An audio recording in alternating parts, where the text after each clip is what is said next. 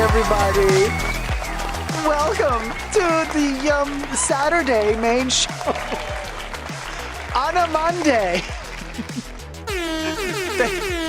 Welcome. Subscribe, thumb up the video during the Halloween season. And I say live in ferret, die in ferret. We'll go. Hi, everybody. Hi, Polly S, Nectarine Man, Isla, Monarch. Hold on. Let me put these little gadgets down. We'll go. Brenda, Shaban, SMG388F, Brenda, Hello Barbara, Rank, Letty, Adame, MC, Andrea Myers, 5 Foot Nothing, Icone de la Moda, Polly S, Ana Cristina, Sasha Sanchez, Monarch, Kira K, Jordan Camacho, Nata Dida, Cecilia Brown, Kuro, Rulongcha, Gloria Athenas. Wow. Hello, everybody. Hello. Welcome to the main attraction. That is the show. Liz M, Tony Ann, David Allen Green, a.k.a. Lori. How's it going? Welcome to the main attraction of the weekend. Well, at this point, also on a Monday.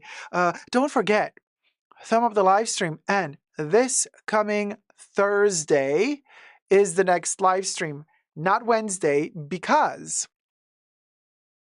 Thursday is Halloween. So we're going to have ourselves a jolly old time for Halloween because, well, as you know, we have this, I want to say long-standing tradition, even though, is it that long-standing? I mean, since several years, we've been live streaming on Halloween, and everybody gets to call in dressed up in their favorite Halloween attire, and you get to call in, and you are on camera. Yeah, with all of us. And we patty on a Thursday, as the models would say. Thursday, as Patsy Stone would say.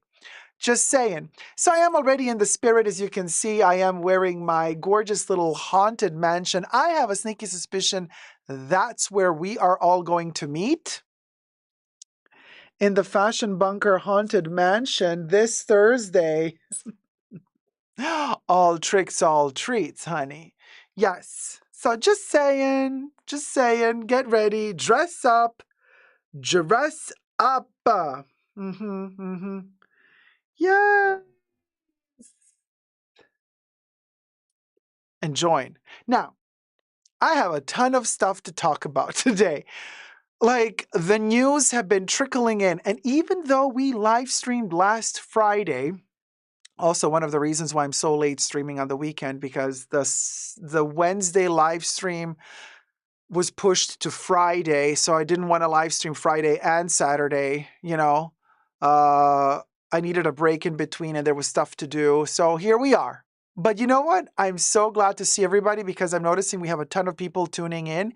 Even though it's a Monday, I was a little bit worried in the beginning. Of course I was worried because I thought, oh, well, people are not used to like me streaming on a Monday, but here we are. We got over 100 people already in the beginning, but only 51 likes. Yeah, guys, every single time it's the same story. Morning glory. It's like pulling teeth to get those thumbs up, honey. Let me see the morning wood. Those thumbs, honey. Hi, Trina. Hi, Caroline Steele. Hi, Elliot's Luxury. Sasha says, you've made Monday a day worth completing, love. Thank you, darling. Now, so yeah, we're going to do the party. I mean, I don't know what you're going to wear. I already have a few ideas. I'm thinking it all depends how long the stream is going to be. Like, we could also do costume change during the stream. I mean, it all depends on the mood, on the vibe. You know what I mean? Like, it doesn't have to be just like one thing. I mean, it can be something super simple, like just doing some crazy makeup or put a paper mask on and call it a day. But it could also be whatever you want it to be, right? But just like make an effort, come in some form of Halloweenism. You know what I'm saying? Shaban said, Shaban says, can't wait to see Heidi's costume this year. She's done it all. I guess at this point, the only thing she hasn't done yet is dressing up as herself. Ka ka ka ka ka ka ka ka. Anna Christina says, like Beyonce. What? She keeps changing costs? Ah, yeah, during the show. Yeah. Monarch says, congrats, Dacob. You're almost at 2,000 on Totally Dacob channel. Oh, Monarch, thank you so much. Yes, thank you so much. So go subscribe also to Totally Dacob, my pop culture channel. We are almost at 2,000 subbies there. And I have been posting a lot of Halloween content. The latest video was a lot of fun to film. It was a lot of work too, but it was a lot of a lot of fun to film. Um, all of the kind of houses and special neighborhoods decorate that are really keen on Halloween, how they decorate their yards and the fronts of their houses for the Halloween season. So I went to film all of that illuminated by night. Really, really beautiful. So I just, want to say that's the latest video I posted less than a day ago. So you should go check that one out because um, it's surprising how many wonderful houses were there. I cannot. Okay, this has to go. Sorry, guys. I need space because I'm gonna cut myself. I have like a table on the side. It's not working. Okay, so hi Nicole, how's it going? Marina, 5 for Nothing says it was an awesome video. Everyone should watch it. Yeah, thank you so much for saying that. Unfortunately, you know how the algorithm is on YouTube. It literally hates me. But as Nicole Pancakes always says, we love you, algorithm. You are a yentle algorithm. We love you, YouTube. We love you, algorithm. Birkin, Bitcoin, Birkin. Yes. Um, so there's that.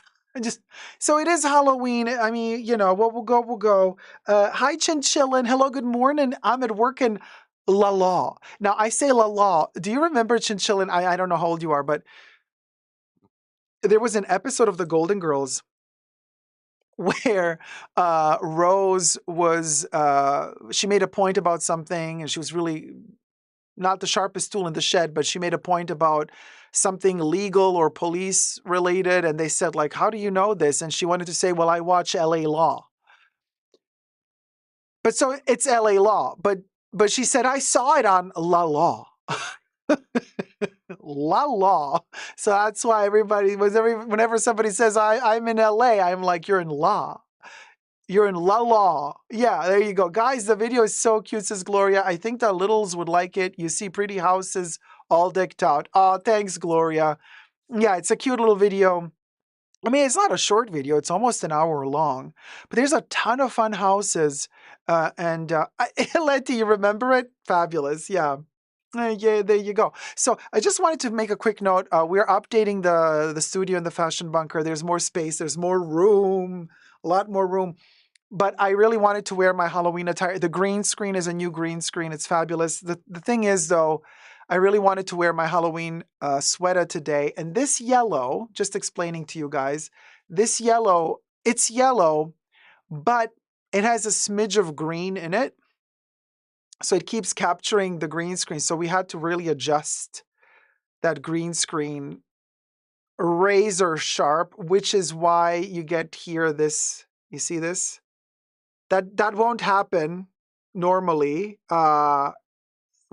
It's because of this yellow. Just letting you know. And the yellow also keeps changing. It's so creepy. But I kind of love it. I mean, it's Halloween. It's good. A little bit of creepy is okay. It's okay for the season. You understand. There you go. So just saying. Grant Ramirez says it was like the little chain called Domino's from The King of Queens. I don't know that one though. I mean, I know the show, but I don't know the episode. Anna Christina says the Beetlejuice house was chef's kiss. It was really well done. All of the houses were really well done, you guys. And I mean, I do make a statement at the end of the video. I'm not going to spoil it here, but yeah, go watch it at the end of the movie. I mean, after the live stream, at the end of the movie, at the end of the video, I do make a very clear statement. Okay. But every house was amazing and really worth seeing, and everybody put so much effort and love into creating, their facades. Oh, Terry, my love. Oh, hello, sweetie. Teresa I needed the McGuire black donated house. $60. That's why I was like, at the Let's beginning. get this party started. Heart, heart. So, thank you so much, Terry. Here's the thing. I had in plan. Uh,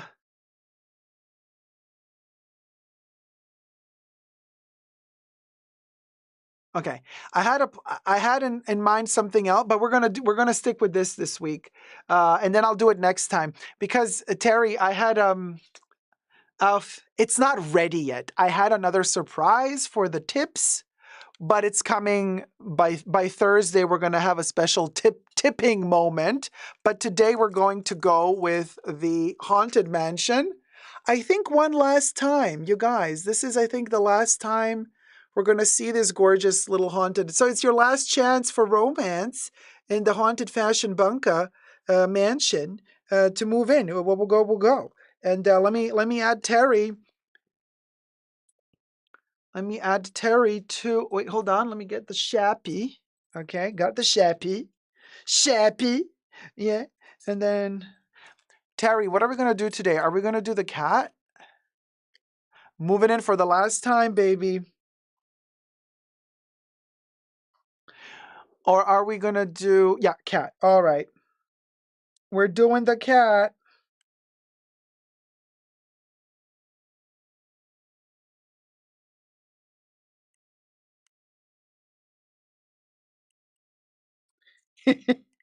Okay, this I can't do a white cat because I don't have like a white paper here. But imagine that the cat is zombie green because it's Halloween. There you go. Terry moves in with the kitten. Thank you so much, Terry. One last party, you guys. One last party in the spooky fashion bunker before Halloween hits. You best believe. There you go. Terry moved in to her quarters, her domicile, darling. There you go. Oh, wait, my hair clip is here in the middle of everything. Oh my God. I'm such a mess today. I am coordinated, but you understand.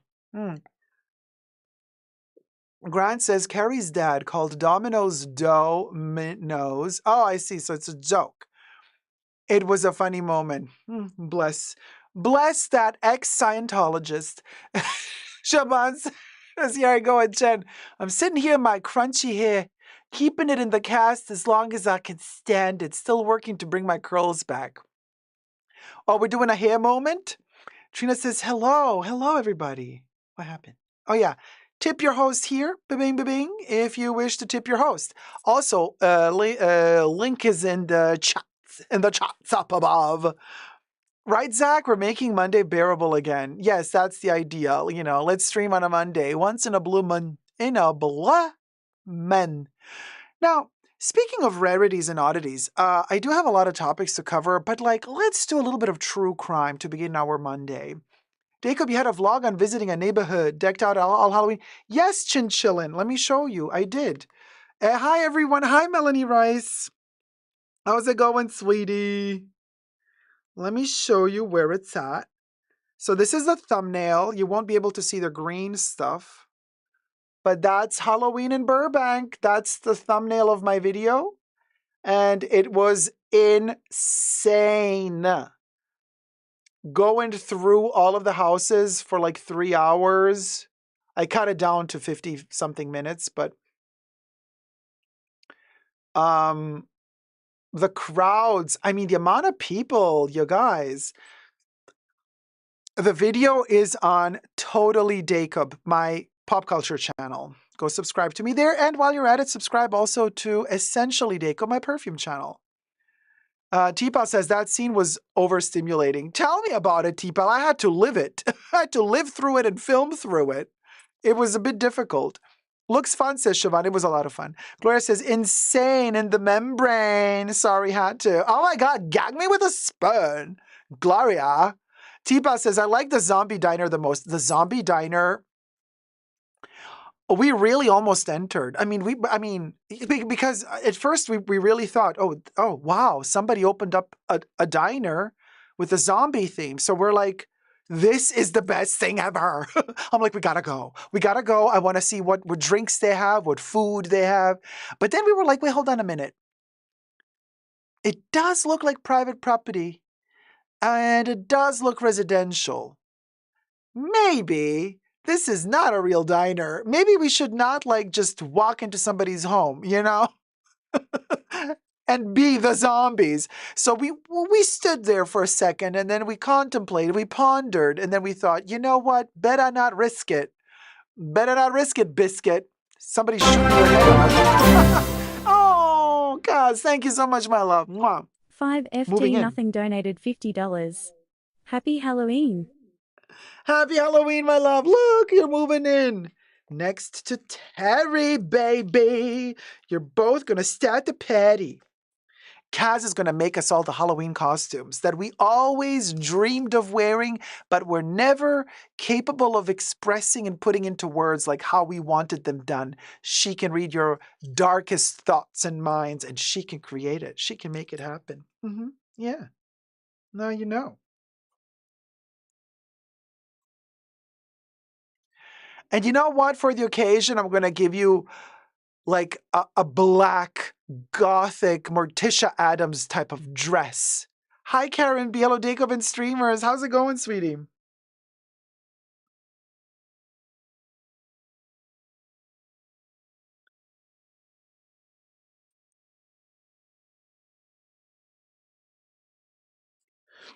With a, it looks like a rabbit, but it's actually a. Oh wait, it doesn't fit here. Oh, okay. I made it too big. I made everything too. Wait, hold on. You can fit here then. I made the dress. I made the dress too big, you guys. Wait. We did it. There you go. It looks like a rabbit, but it's not. Those are just the, it's for the.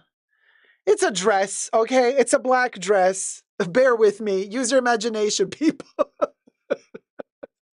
There you go. Oh, let's get the party started. This is your last chance to move into the fashion bunker, the spooky fashion bunker. Because next live stream will be on Thursday for Halloween, and it's going to be a call-in party. Everybody dress up and call in on camera. And we're going to have another little special thing for the tips. Something new. Let's just leave it at that.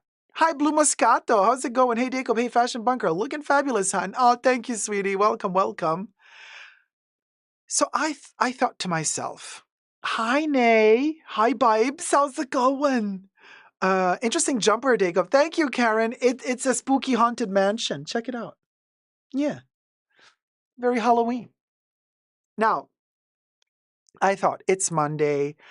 People are, if people have to go to work or school again after the weekend.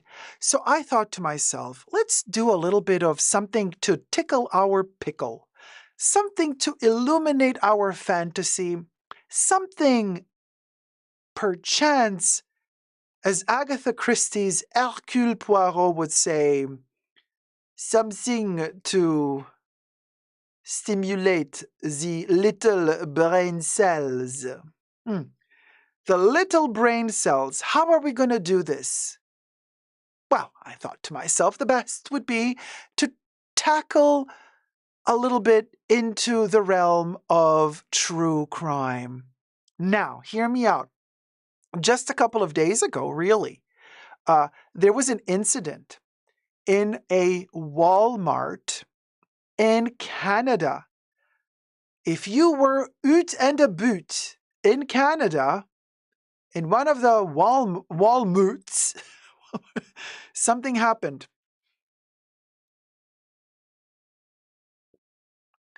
A young girl that worked at Walmart was found unalived inside one of Walmart's ovens.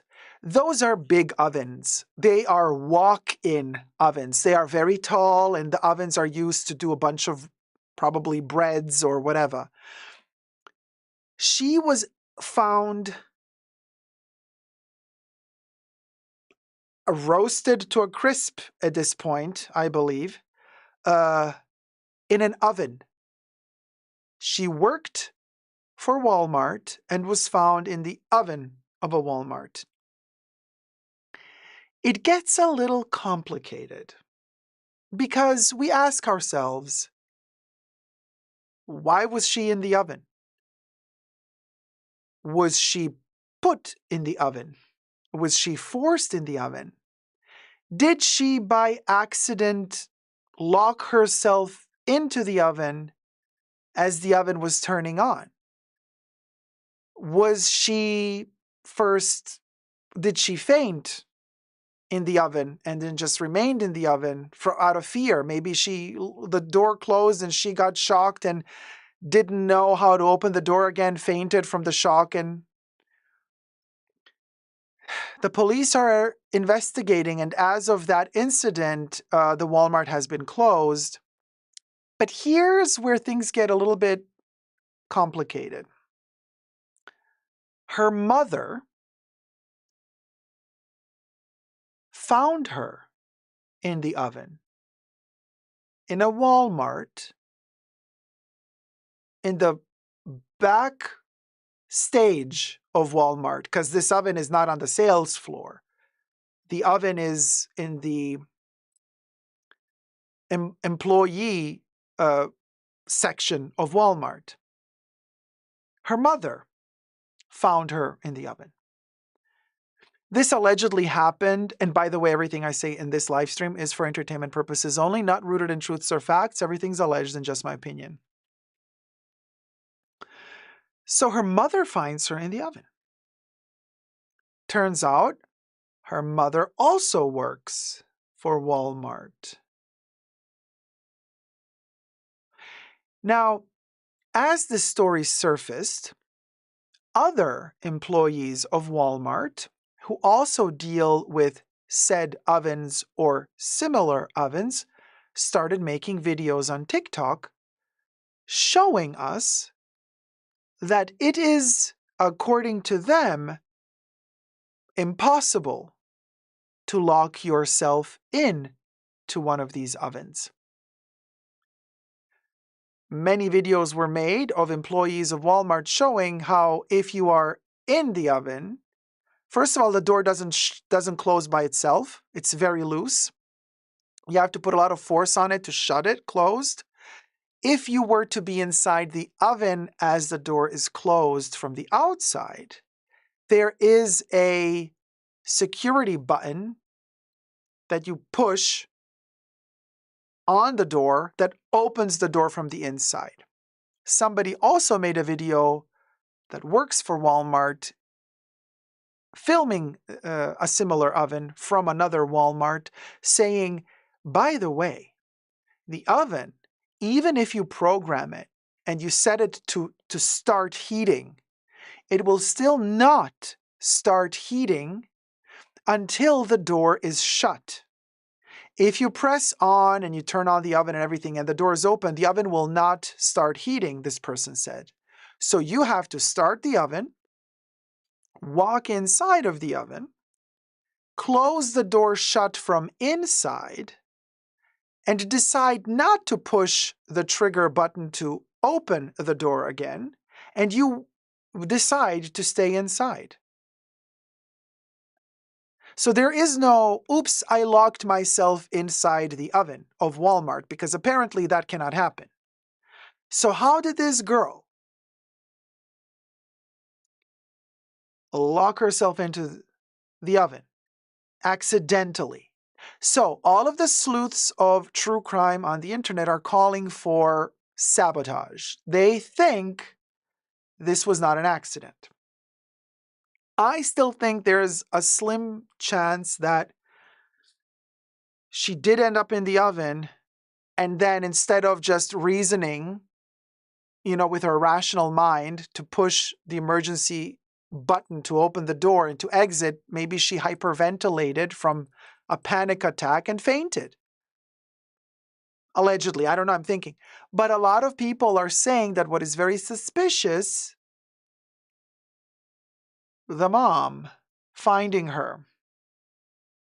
Also, the door is made of glass, right? So it's very Katana says, why do they have an oven like that at Walmart? To bake pastry, uh, what should I call it? Loaves of bread and stuff like, or chickens, I don't know what, rotisserie stuff, I don't know. No, they said they could not hear the girl scream because they say that the oven is very, very loud and that once the door is shut, you can barely hear anybody scream from inside. Or bulk baking. Thank you, T-Pal. Um, so this is kind of, yeah, Ryan, her mom worked at the same Walmart. So a lot of people are suspicious of the mom. I don't know. How long does it take to cook a turkey? Little Melanie says the whole situation is sad and strange. It's very sad. It's very strange. But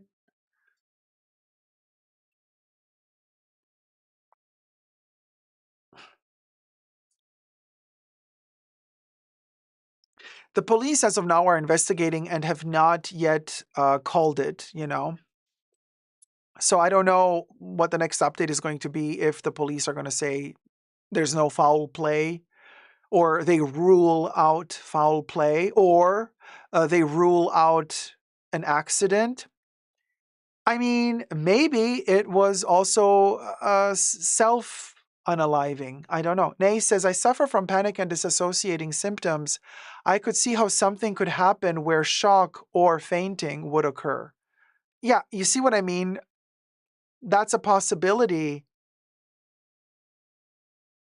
But people are intrigued by this because there's just way too many questions. Yeah, Trina, too many questions to be answered to even try to guess. Right. And then I also have a question. For example, uh, I don't know if in Canada, maybe it's not legal in Canada to have cameras set up in the working quarters of the employees, because I don't know if you're allowed to like film your employees at work, although you do have security cameras on the sales floor and employees also work on the sales floor. I wonder, is there a camera in the back room where these ovens are? Like, is there any security footage? Or is there any security footage of the area in front of the room with the oven so that we can see, for example, when the girl entered the room with the oven, not the oven itself, but do we see at what time she entered into the room in which the oven is? Like, let's say, for example, she was on the sales floor where there are security cameras, and then maybe there's a security camera that can see her on the sales floor, moving from the sales floor into the back room where the oven was, and then maybe said security camera also caught maybe footage of somebody else entering into the same back room after she did. You know what I mean? Like, there's a lot of possibilities. And then even if there was no security footage from the sales floor, still, this girl must have come to work that day at a certain hour. There must be some security footage of her arriving to work, entering Walmart, and then we could also see who else entered Walmart. I mean, there are security cameras everywhere, right? So what I'm trying to say is, if somebody did this to her, that person was caught on camera, at least caught on camera entering and exiting Walmart, right? Unless there's not some weird back door that is not filmed. I don't know.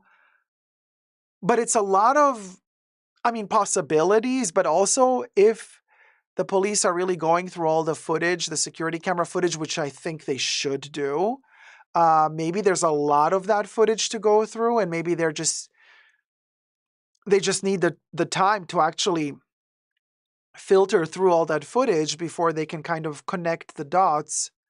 Um, you know what I mean? Like, I'm sure that security footage can be helpful here unless somebody didn't erase certain parts of the security footage. But if somebody erased some of the security footage, well, then we would start to think that it was an internal job, because only who would have access to the security footage and only who would have knowledge of the existence of the security footage in a specific location of the Walmart, only that person could access the security footage to delete it, right? And I mean, it just takes too much internal knowledge to do such a thing, also to do it in such a short time, so that if the security footage is erased, then I would say somebody internal did it, right? But it's an ongoing investigation. Um,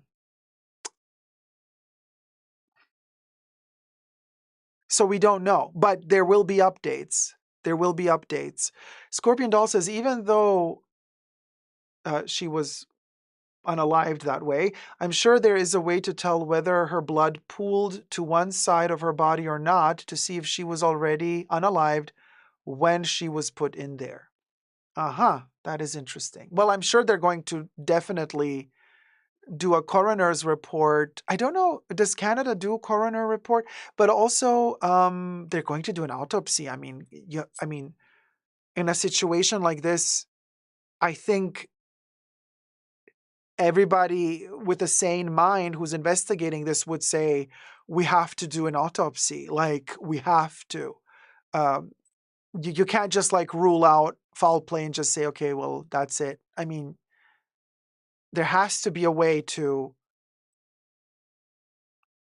find out. Yeah, like you said, if it was a situation where somebody was unalived before. M. Poppins says, yes, they will do a report. Hi, Sibylla Delphos. How's it going, sweetie? Trina says, I wonder if they have key entry where you have to hit your employee badge to get into the door to the oven. No, I don't think that was the case. Usually you are only allowed into a place if you have the instructions to use the oven. They're not mentioning it. And other people who were filming their videos of their Walmarts where they work and their ovens, they did not mention any limitations in terms of accessing the room with the ovens. So, but maybe in Canada, there is a special access code or key to enter said rooms. I don't know. But she was working at Walmart, so why wouldn't she have the access? Um, Renegade Realtor, how's it going, sweetie? Happy Monday, Dacob and Bunker fam, working and lurking. Uh-oh. Selling those dream houses, baby. So there you go. So I just wanted to start a Monday activating our little brain cells and trying to figure this tragic puzzle out, because,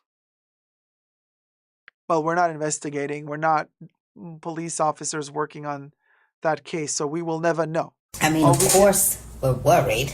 All we can do is wait for them to release some sort of official report. Then we can speculate some more. There you go. Oh, Renegade Realtor, showing homes I can't afford. Classic. What can I tell you? I was filming some really rich houses the other day, fully decorated for Halloween. Loved them to bits, but also same sitch. Like, can we afford it? No. But we can enjoy them from a distance.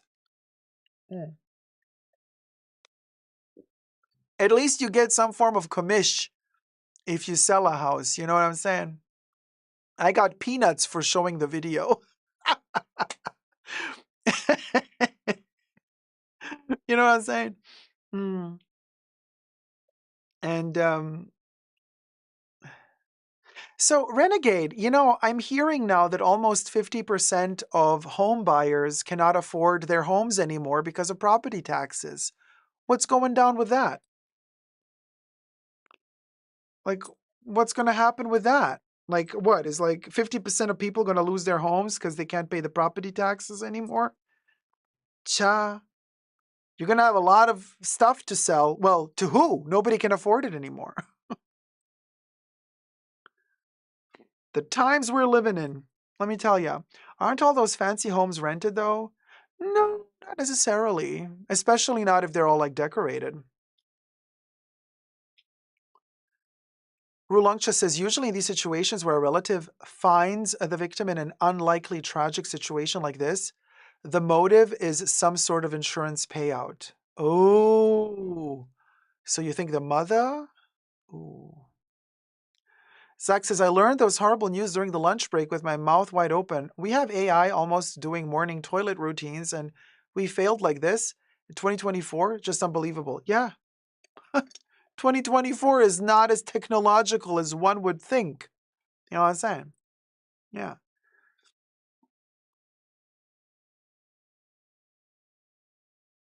A Renegade says also insurance is a big issue here in SoCal, especially closer to the foothills. Oh, yeah. So that's also super expensive. How can people afford all this? Um, Housing is a complete disaster, says Siobhan. Yeah.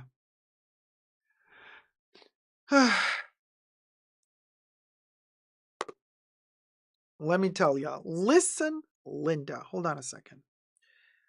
Because we'll go. Rod. So, Rod, hold on.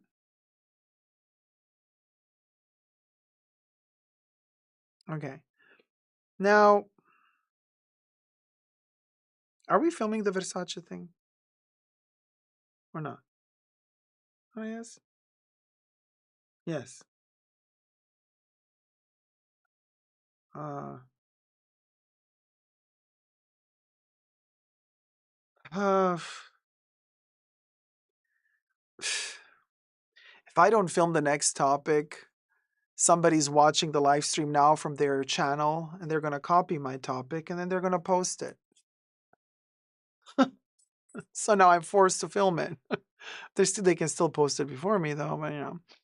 Anyway, Shaban says, I just think about what you get for an average house right now. $325,000 will get you something that needs a ton of updates, but they'll ask for $380,000 on top of it.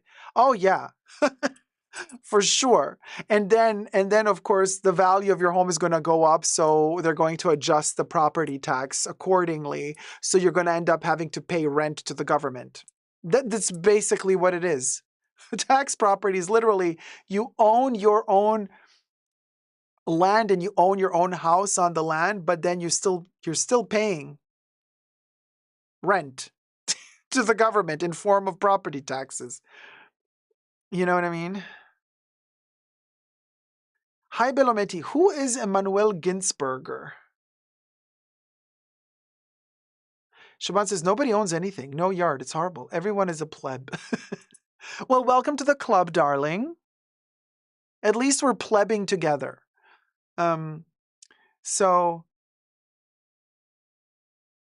we'll slightly drift away just to raise recognition. Dacob, to you, awesome and so vibrant backdrop. Oh, thank you so much. Yes, I'm trying to lighten up the mood, you know. Rolancha says housing is insane in Los Angeles. In my area, modest little 2-bedroom goes for $800,000. Even with two people making six figures, that's still too hefty, especially when you add California property taxes. Yeah, that's what I meant. Like, it's like, how are you gonna? And then if you can't pay it, they'll kick you out. And see ya, you know? T-Bell says, we will never see $60,000 new houses for sale ever again. Those are 1978 prices. We're not going to see a lot of things that we used to see in 1978, you know, period. Oh, I'm going to, oh, wait, what happened to Versace's CEO?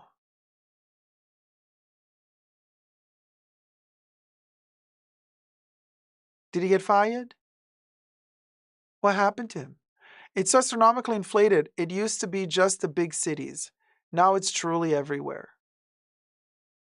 Yeah.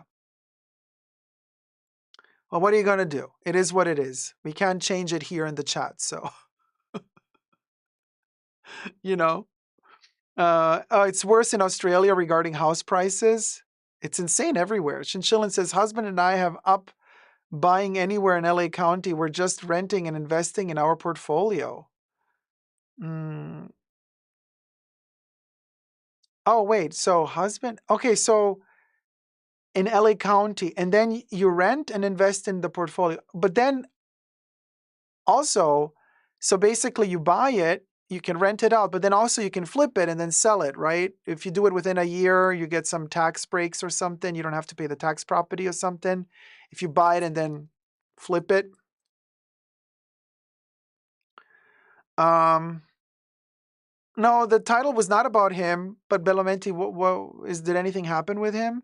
Shaban says, Rust bucket Midwest housing prices are still very low. The problem is no one wants to live there. Well, I mean, everybody's going to move there now that nobody can afford anything else. At a certain point, that's going to become the new meatpacking district of America, or it's going to become the new uh, Skid Row that turns into the new. What are those people called? I forgot the name. They were so popular like 12 years ago. Oh, hipsters. It's going to be the new hipster area of America. As soon as they get good internet, right, Jolie? Yeah. that's it. That's it. The Nectarine Man says, I was chatting about this on stream with fashion somebody. Feels like you have to be an actual millionaire these days to feel rich.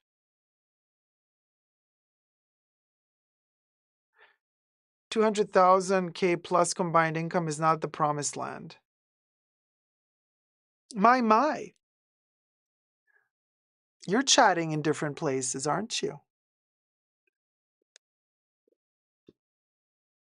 If I have to, I'm van ready, says T Pal.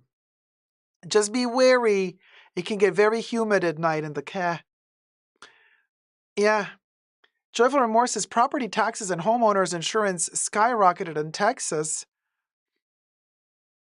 Along with home values, I know at least 2 people who sold their homes because they couldn't afford. My homeowner's insurance tripled. Yeah, it's insanity. And it's not like people, it's not like people just out of the blue happen to get a better salary, like, oh yeah, sure, let's triple my homeowner's insurance.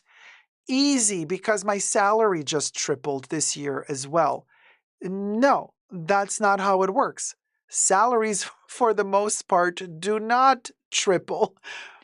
Not only do salaries not triple, but in today's economy, a lot of people are completely losing their jobs, meaning they're losing their salaries. So it's not like, I mean, I don't know what the government is thinking anymore. I don't know what these insurances are thinking anymore. I mean, they have already raised everything so high. They are already milking the people to the bone.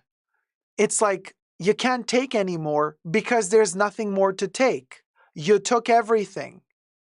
This is the situation we're at. They have taken everything. They got everything. And now what? So you're going to have 500,000 people in the county of California not being able to pay property taxes. So what? You want to kick out of their homes all of these people? And then what? Then you got a few million homes empty. You're going to sell them to who? Nobody has the money to. Who are you going to sell them to? The rich that keep buying and flipping houses? Who are they going to flip the houses to? You're going to have the rich buying and selling betwixt each other because the rest of the population won't be able to afford it. It's like at a certain point, you take. There's nothing left. You've taken everything. And then the system collapses because what are you going to do? You won't have suckers to buy it anymore. It's just going to be you and your buddies who bought the other half of the city. You have the half of the city.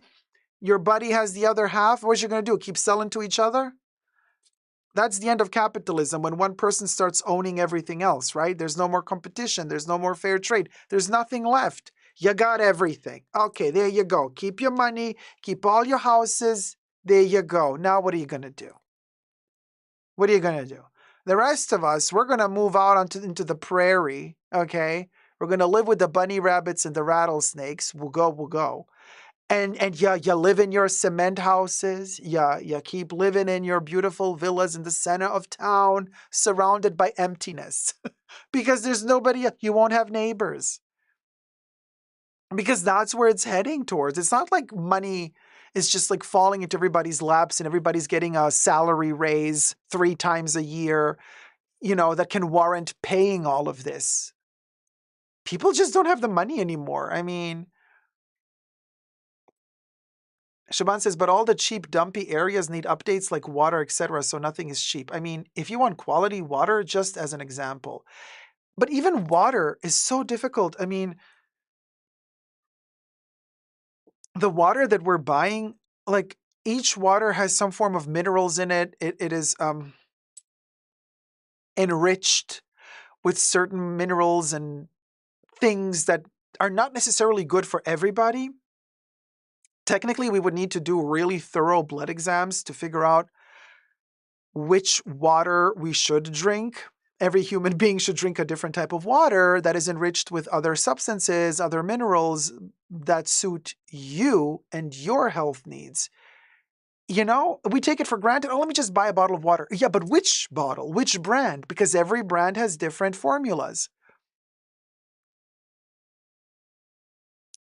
Joyful Remorse says, in my first house in the same area in 2003 was a 4-bed, 2-bath new construction for $138,000. Now that home apparently is worth $400,000. I mean,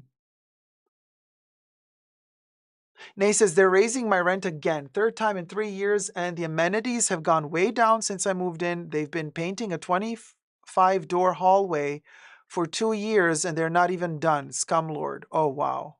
Okay, is there anything legal you can do about that?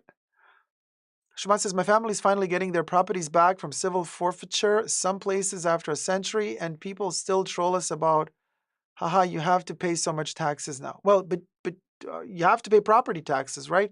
I mean, depending which country you're in. Kuro says, taking more than everything because there's credit cards. Oh, right. Sure. So, well, yeah, but then, governments can just print more money. Looking at you, Federal Reserve.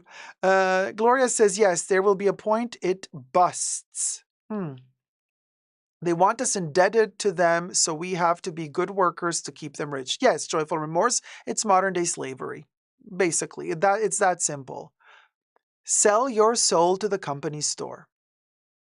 And the best example of that is when you start working for, let's say, a fashion brand and you love fashion, and then you end up earning your money and giving all your money back to the brand you're working for because they give you like perks and like sale on certain items. And then you get your salary and then you give them back your salary for clothes every month, like clockwork. Been there, done that.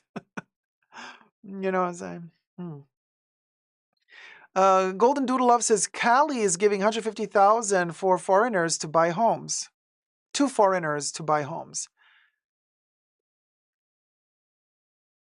I didn't hear about that. Like, what? All you gotta be a foreigner and you get money? How that's without a visa? How's that work? Yvonne says it's like Utopia's song Abandoned City. It's a reality to think it's the 21st century's version of the 30s depression. Yeah, like a modernized version, you know? Yeah. For real, said Joe Formos. Yeah, we're gonna be on the prairie. Let's build a bag commune in the forest by a lake. Oh, Golden Doodle, I would love that. And then we could have our own vegetables, foods, and we can listen to the birds chirping in the morning from the trees. Corey K says the prairie and bunnies. Sign me up. I'm done with the hurricanes. Yeah, let's do the prairie. Corey K, we're done with the hurricanes. Oh, Grant, microplastics. In the water bottles, yeah. Joyful Moore says instead of the depression's shanty towns, we have people living in their cars and in tiny homes made from sheds. Yes, that's the future anyway, because we are multiplying. We're going to end up all living in little tiny pods. Water does fall from the sky, but we only have so much, and also it's not really clean water. I mean, you would have to filter it, just because it comes from this, there's a lot of pollution in the air, so that's also a bit iffy. Carl says, but California needs another 38 million to study homelessness. And let's not even get started on all the millions that they got for the homeless situation, right? And that they can't account for that money that they got last year. They're like, oh, we don't know where the money went. The billions? You lost a couple of billions in accountants? How do you lose honey, I don't even know how many zeros a billion has. How do you get to lose so much money? Like, please. Rolancha says, apparently Florida ruled we shouldn't actually be drinking fluoride in our water, lol. It's usually in the tap. Not sure about my fridge or bottled water. Yeah, no, Dasani, Tony, and I also heard Dasani could potentially not be the best. Let's just put it that. Let's just, be allegedly. You know what I mean? Uh, Yvonne says cactus contains water. Some cacti, and also some cacti, you can cut them and drink the water out of them. And also, you can eat some cacti, but not all. Got to be careful. You got to know your cacti. Joe Moore says, no, Brenda, we can't trust our water here in my area of Texas, and our water is super hard. We have a whole home water filter. Jolie says, little to no regulation for corporate home ownership in Florida is the headline. Interesting. Yeah. Joyful Remorse says Elon and Amazon literally want to create company towns again. Yes, I've heard about that. I have heard about that. The new coal mine owners. Costco. Costco is now renting apartments. Costco is now buying buildings on top of Costco. So you get to work and you work for Costco. You live in a Costco apartment. You shop in a Costco. They're creating almost like Costco villages. I mean, and I think they even want to create schools for kids to go to. Talk about selling our soul to the company store. Nectarina says income tax, property tax, mortgage payments, utility bills, living costs, car repayments, home, car insurance. Yeah. Yeah. And a little Chanel perfume here and there, which basically has also become like a tax at this point. The Chanel tax. The goal of you'll own nothing and you'll be happy. I don't know. Yeah, Inga. I mean, but at the end of the day, but also to be fair, we really do own nothing. I mean, unless you don't have kids and you're thinking the next generation and the kids' kids and blah, blah, blah, generational wealth. If you're not thinking generational wealth and you're just thinking, okay, well, it ends with me,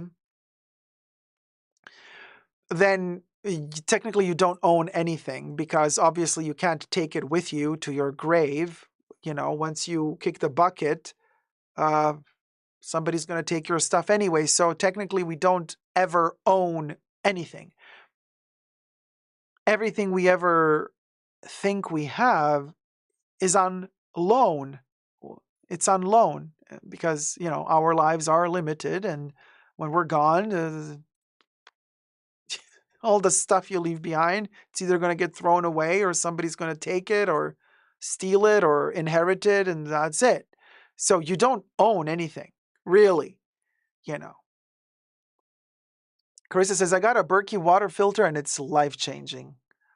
Berkey, never heard of that. Maybe I did. No, I don't think I did. But good to know. Maybe I'll check it out. Yeah,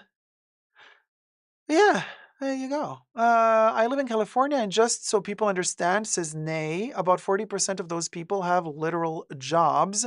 40% of homeless people have jobs in California. So you're saying that even though people have jobs in California, they still cannot afford to live in a house to pay for the house, so they are homeless.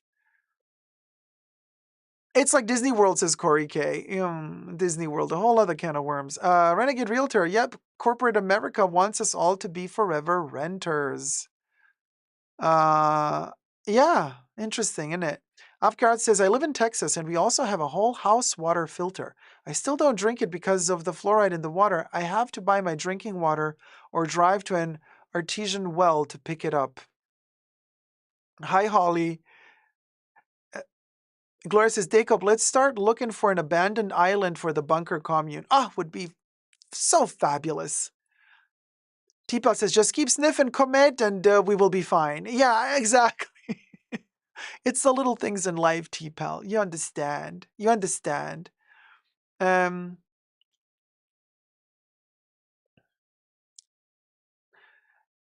says, you guys got me into edging into trying more fragrance again with my allergies and migraines. No, don't do that. If you got so many allergies and migraines, don't do that.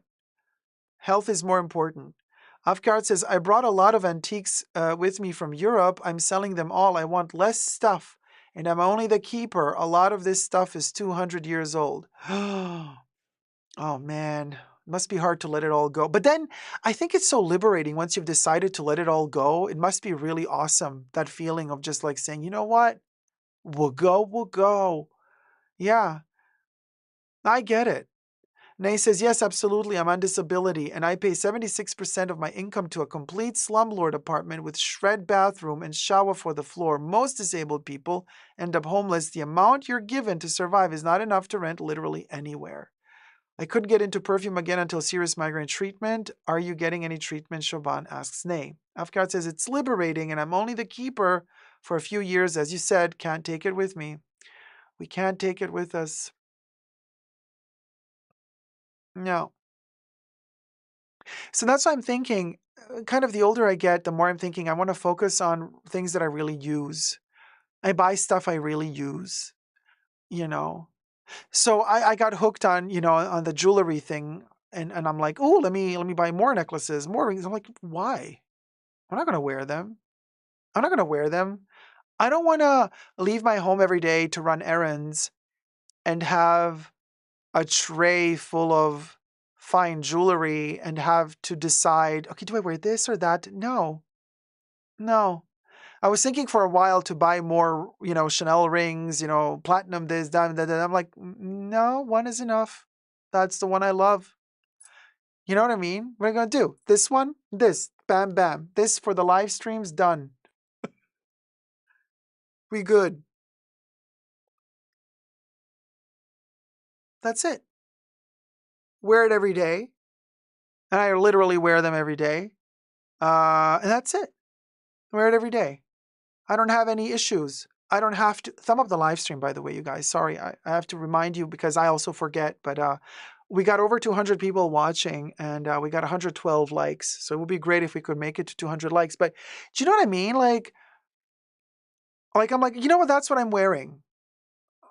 Unless I don't get so fat that this doesn't fit me, okay? I'll wear them till the day I croak, right? And then c'est la vie, baby. But at least my girl math will be fabulous because my cost per wear. Oh, listen, Linda. No, seriously, listen. Oh, Chan, thank you so much, sweetie. Chan donated $10. So happy to catch you live. Thank you for always bringing us the best of you. Thank you so much, my love. Chan, you're moving into the fashion bunker. Well, the haunted fashion bunker. And let me see. Let's inhabit the other buildings as well.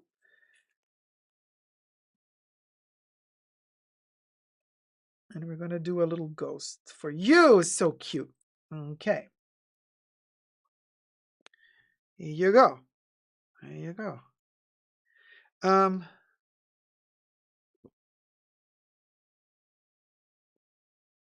I totally forgot what I was saying. Oh well. Chan moved into the fashion bunker with a ghost. If you wish to move in as well into the fashion bunker haunted mansion one last time, because we will be retiring this gorgeous little building and we will be archiving it into the fashion bunker archives after Halloween. So this is the last time you'll be seeing this gorgeous little thing. Nifty little foldable trio of haunted fashion bunker mansions. There you go. Tip your host here or link up above. Cost per wear. Ah, yes, Siobhan, cost per wear. Thank you. So here's the thing. No, I'm not joking. So, okay, so first of all, so I got this 2020. When did I get this? 2023, February. So 2024, February. So 2025, February is going to be 2 years.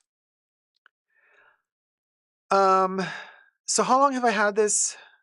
What's 1 year? 1 year and 7 months. So that's 19 months.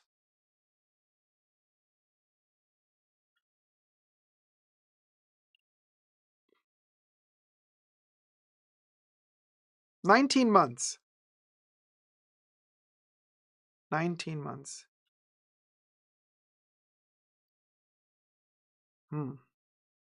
Oh, my cost per wear is fabulous. I'm calculating.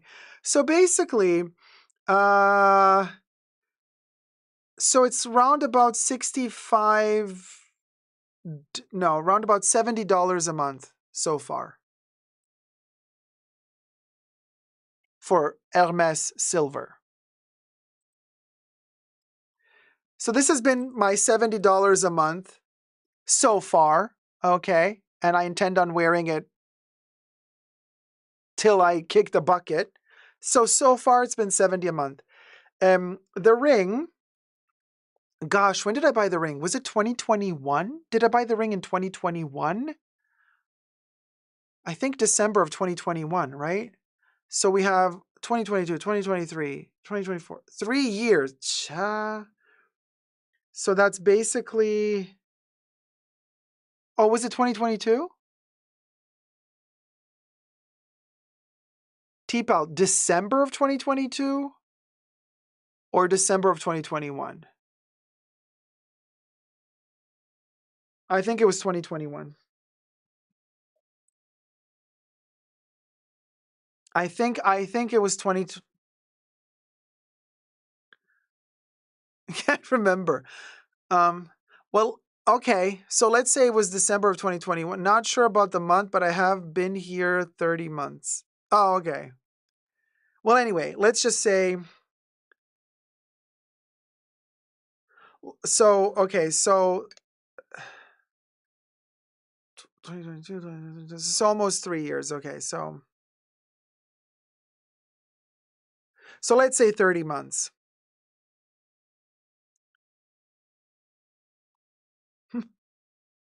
Almost 3 years. Yeah. So,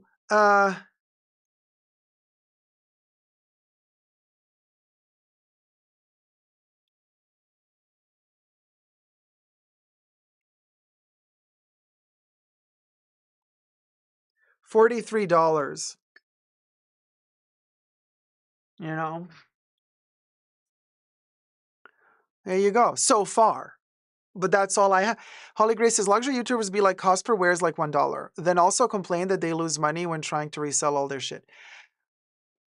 But that thinking process is flawed because most of, I don't know who you're talking about, but the luxury YouTubers that I would think of, they don't just buy one ring like I do. They're going to buy 12. And that's where the problem starts happening when you start thinking, because then they say, oh, for this thing it was like $1. But I'm like, yeah, but you bought 12. You didn't buy one. You bought 12. So you have to keep adding for each one of them the cost per wear, right? That's why I'm just saying, I take into consideration now when I'm buying, like, what am I really wearing? I'm like, okay, I'm wearing this. And that's enough. I don't need more. It's fine for me. And I don't have to waste time choosing every day. What do I put on today? Ayla, Ayla well, thank you so donated much, sweetie. $20. Put me in my favorite place behind the bar for one last time. Behind the bar, baby. All right. Ayla. We're good. Ayla is going behind the bar. Hold on.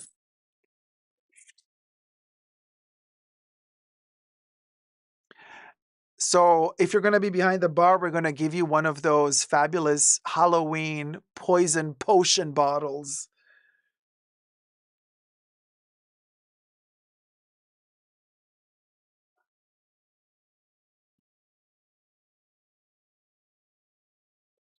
IYKYK. Because 'tis that time of the year.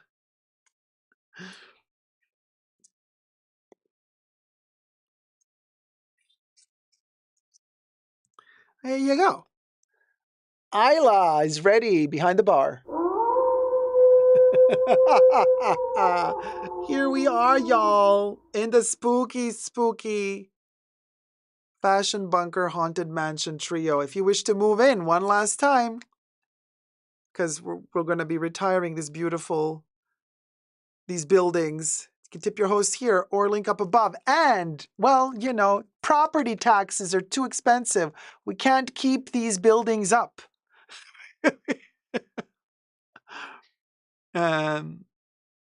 So yeah, there you go. I'm also moving into the same direction, says Brenda. No, but also it's more fun. I don't know about you, but like on an esoteric level now, okay, this might be a little bit cuckoo to some, but I feel like these items, they fill up with your own energy. You know what I mean?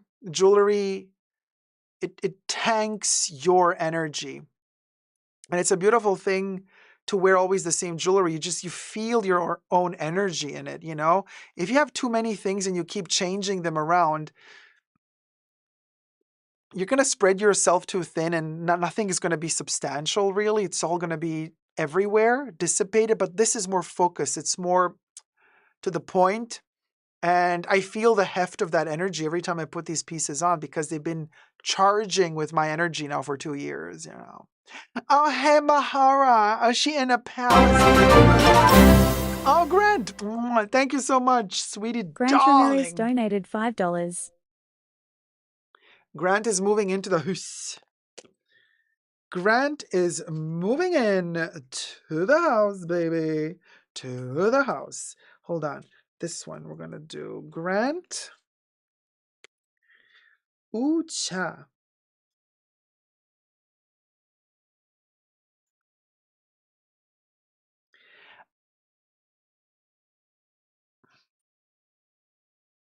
Candy corn? Let's do candy corn.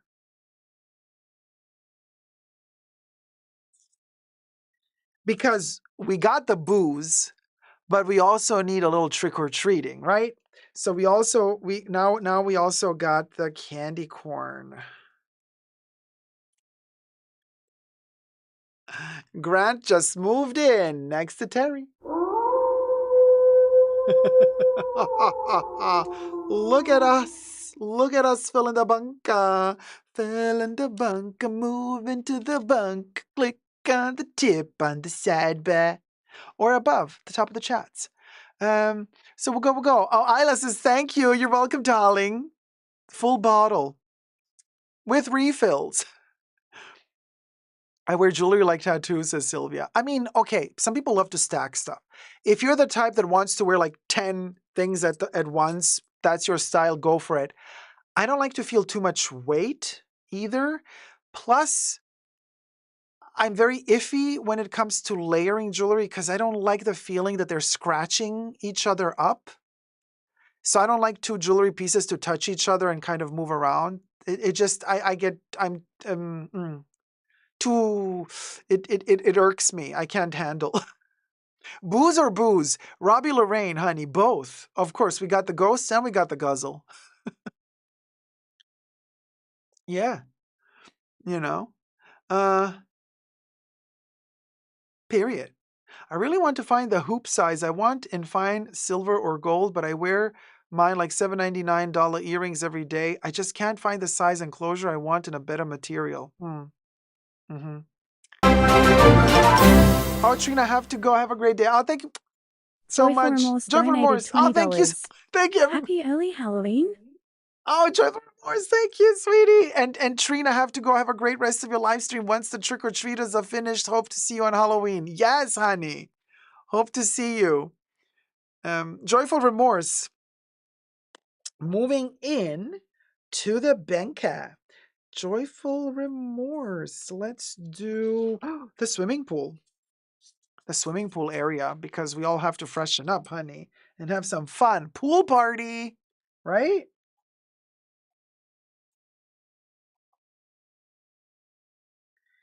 And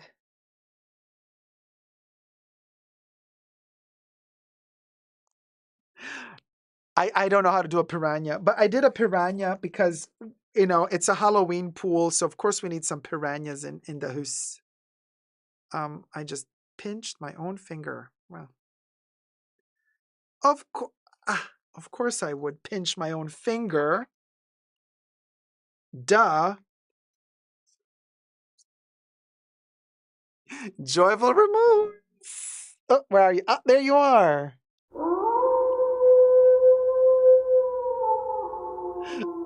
That's a piranha, okay? A spooky piranha. Wait, why did I do this? Hold on, you guys. I can't even. No. What is wrong with this sticker?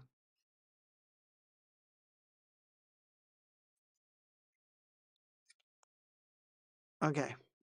There, this is better. Now it's more centered. You see what I mean? Thank you. I like things to be centered. Thank you. So anyway,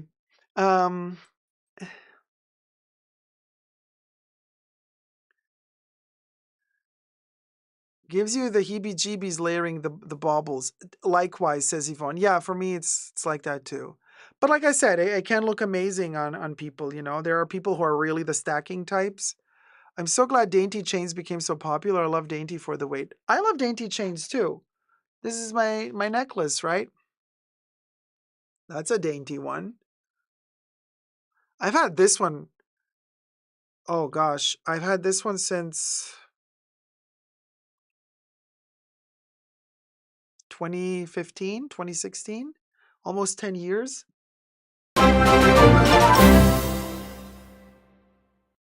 Is this a second one? Joyful Remorse donated $20. What happened? It's another one? Joyful Remorse. Yeah? Yes, I'm trying to become a landlord. Ah, okay. Okay, I just wanted to be sure that Bubbles didn't do, an oopsie. Joyful Remorse. Should we then give you the entrance to the other mansion, I want to say? How about that?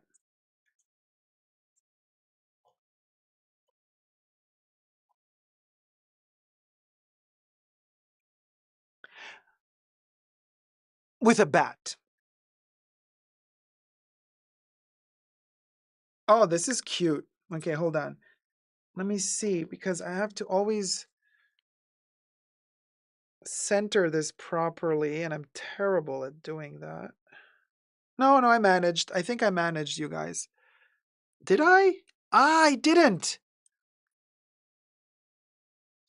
No, I did.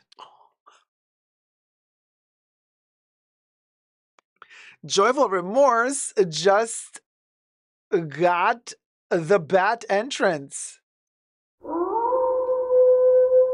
And the swimming pool. I mean, you're taking this to the next level, baby. Lovely.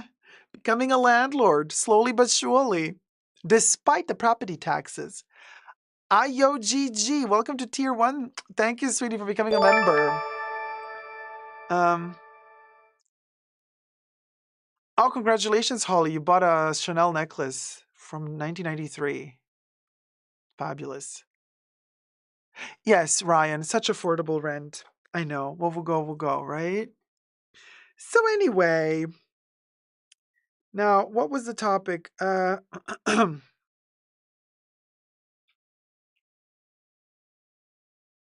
Let's talk about Hermes, because this one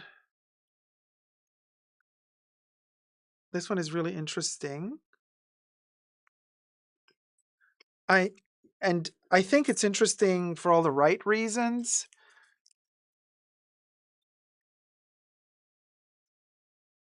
But you never know. Shaban is enjoying all the comments, eating loaded nachos. So fun to enjoy lunch with y'all. You guys, I Also, so, we're just coming out of a pre-show. It was a 2+ hour exclusive live stream. Before this live stream, it was for tier 2 members and tier 2 patrons. We had a lot to talk about, a lot of really interesting intel. And then after that, I had a quick breakfast / early lunch. And I have been craving red onions. I don't know what it is. My body just sometimes tells me, it's like, you need this. My body was craving red onions. So I ate almost an entire red onion with a little kind of like a breakfast, like a McMuffin type of sandwich, a bit of chicken, um, and avocado and red onion raw. So that's me going through the phases, the urges, Oh, onions are good for the respiratory and immune systems. Yeah, oh, good. Well, there you go. Mango, Carla. I go through mango phases as well. Inga, I'm not so sure about the real. If you're lucky enough to live in a city where they actually have a real, then I would go there and inspect the item I wanted to buy. But ordering it online, I don't know. I've just heard so many issues that people are having with it. And I've shot quite a few videos commenting on said issues in the past. Chinchillin Hermes silver is the best silver I've ever had. It is beyond fantastic. Beyond fantastic. Oh, Monarch, you're having scrambled eggs and mini gravy-fed cheeseburgers. Yummy. You see, with scrambled eggs, that's another one of those dishes that I love to eat onions with. Anyway, let's talk about Hermes.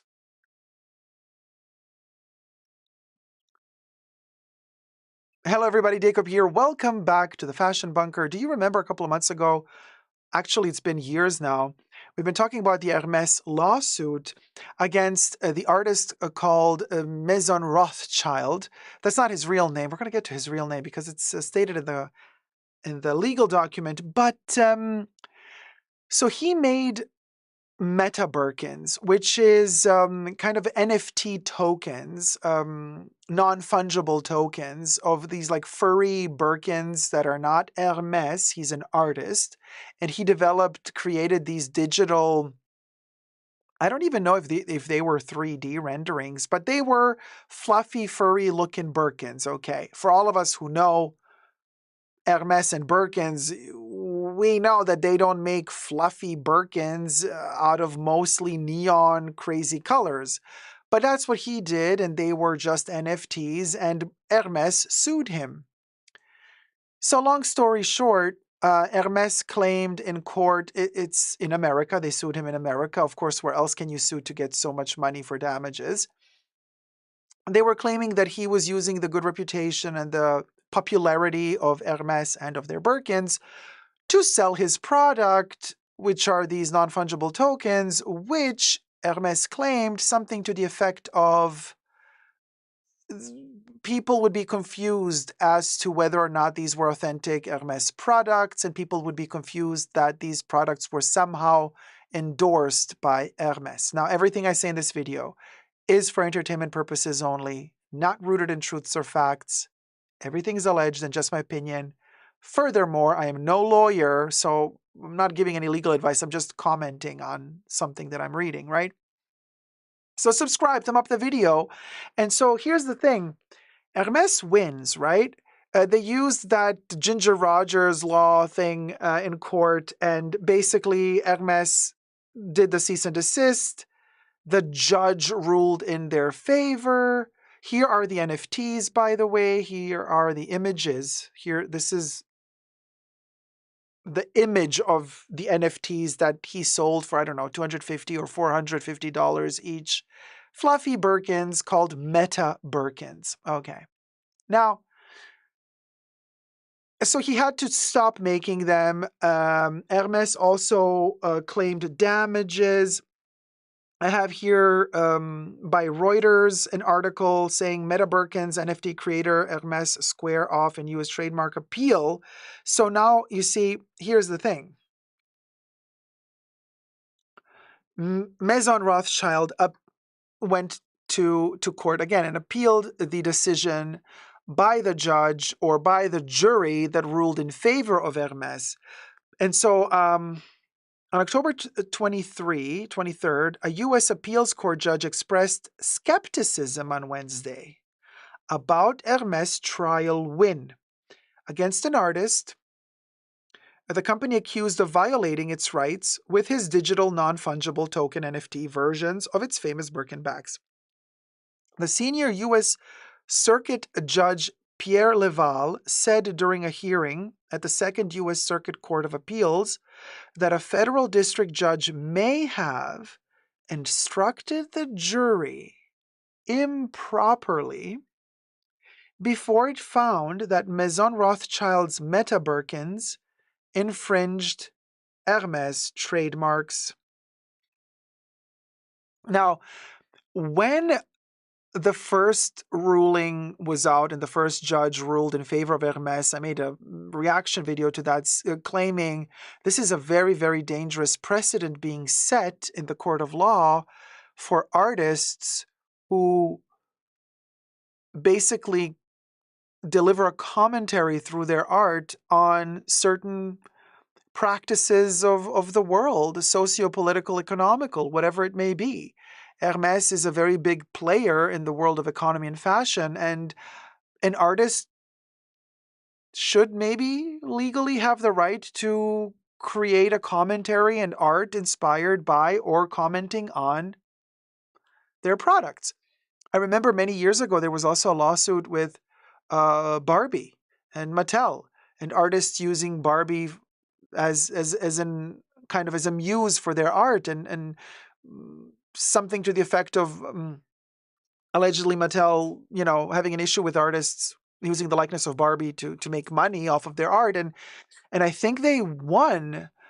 Not Mattel, the artists, and because Barbie was ruled like a cultural good or a heritage, meaning so deeply rooted in the culture that you cannot just claim that Barbie herself is isolated as a product of Mattel, but Barbie is way beyond that, So the question here is Hermes and our Birkins, just like Barbie, really that rooted into culture that anybody can really use it for their art? You know what I mean? That's the point. Now, here's what happened.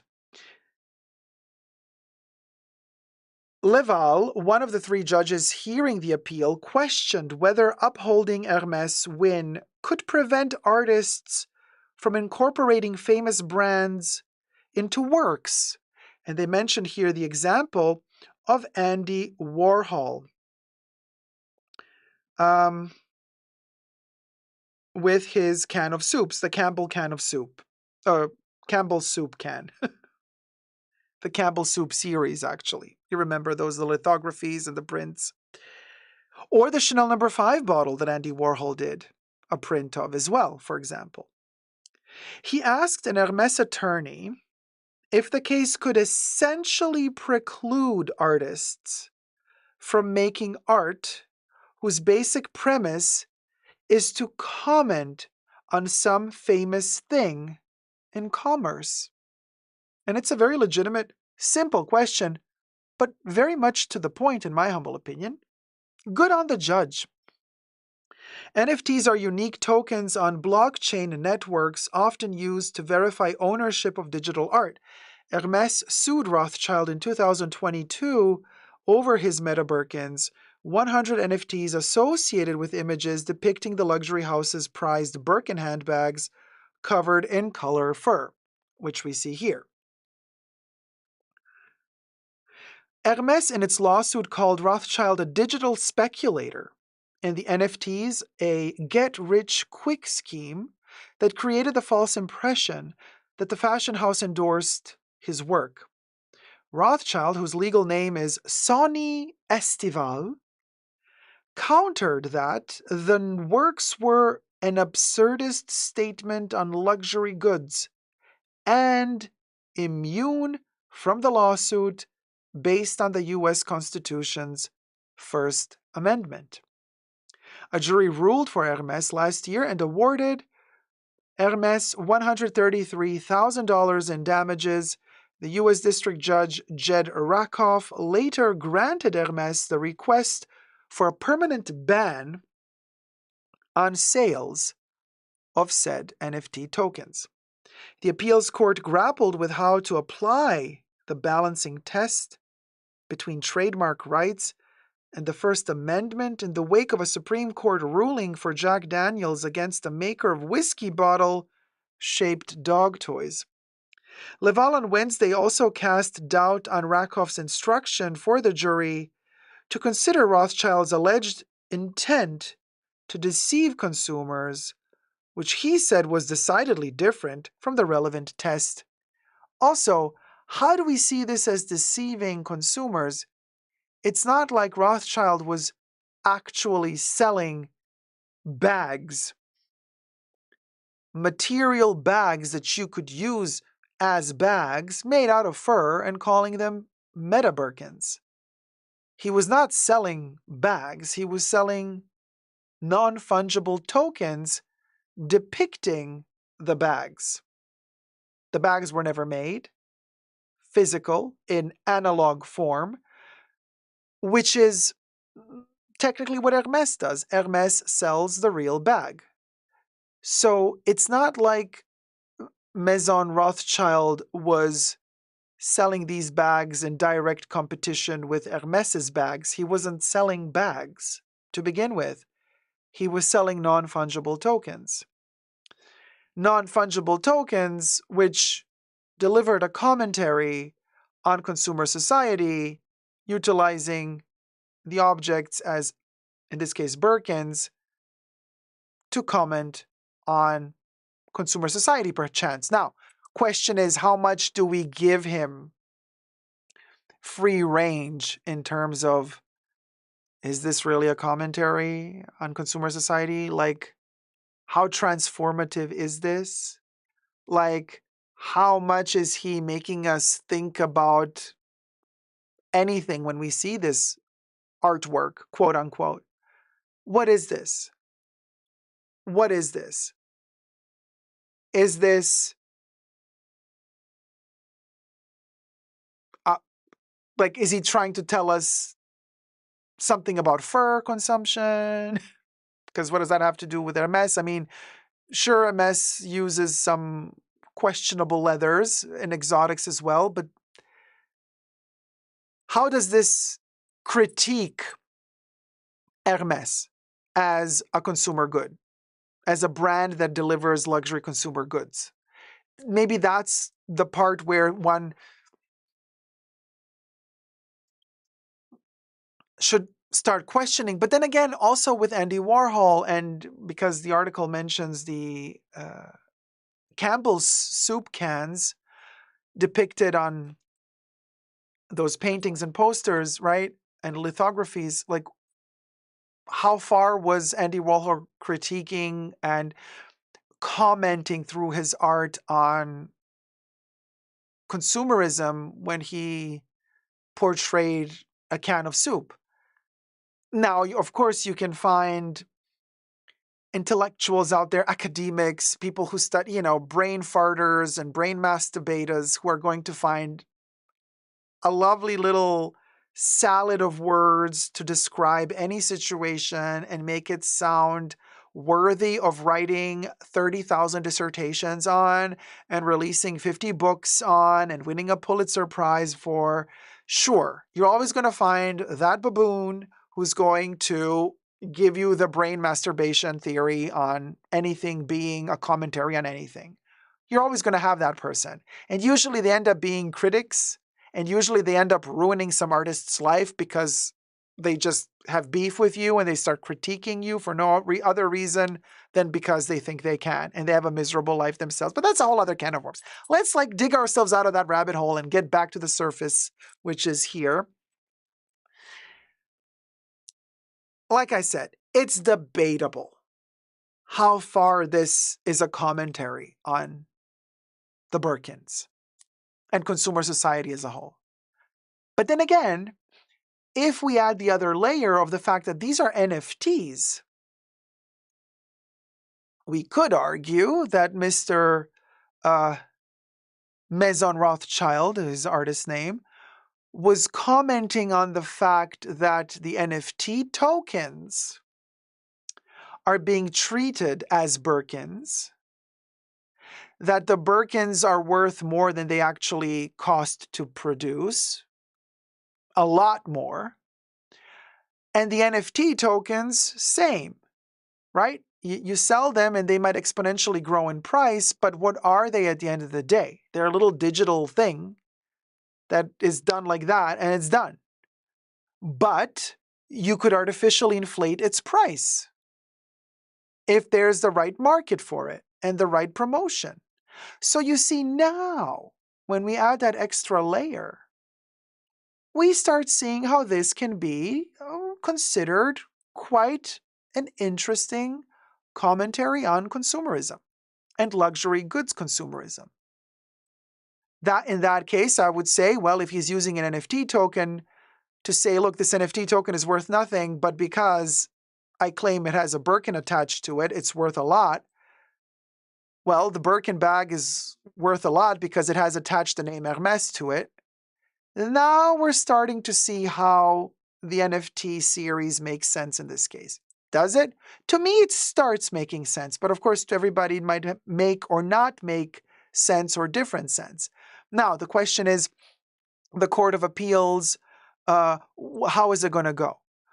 It seems as though the judge is contemplating whether or not, the appeals judge is contemplating whether or not the original judge for the case delivered the right verdict, or whether or not the judge explained to the jury correctly how the jury was to go about deciding whether or not Hermes should win or not the case.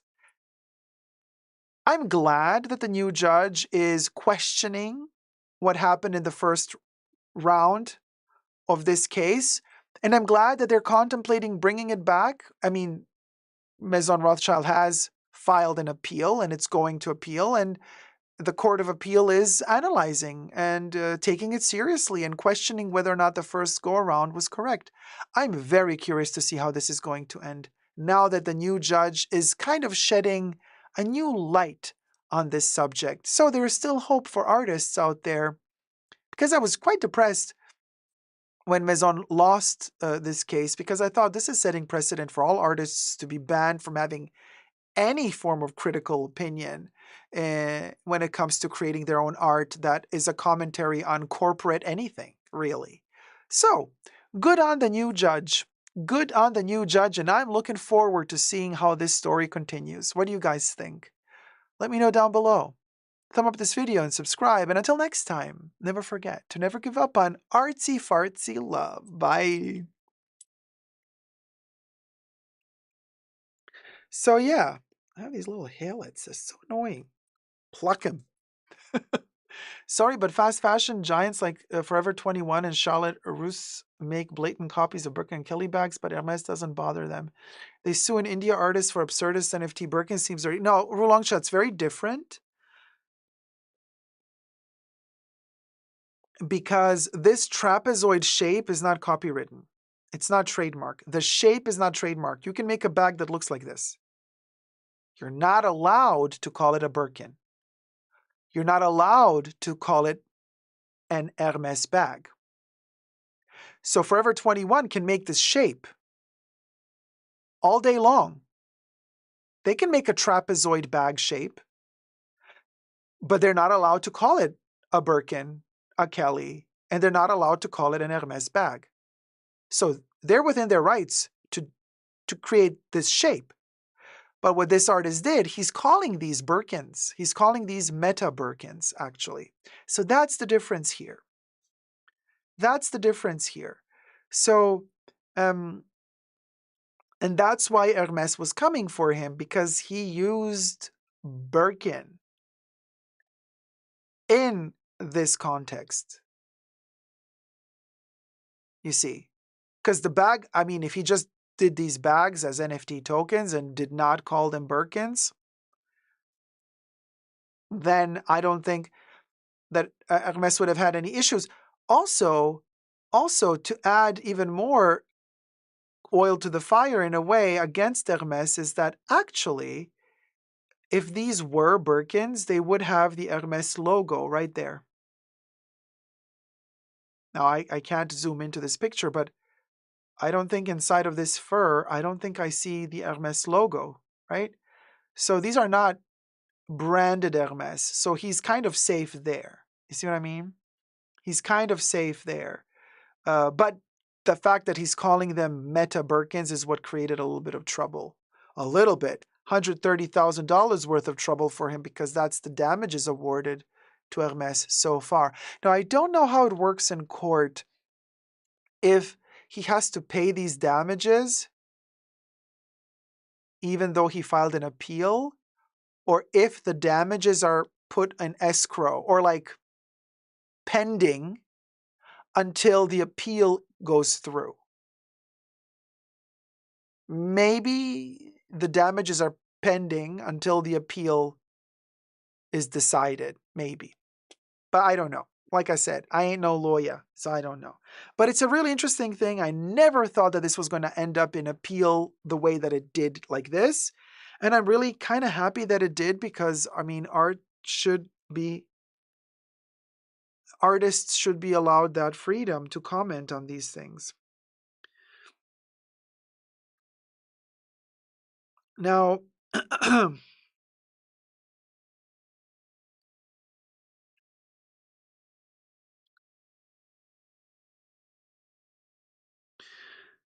so, hold on.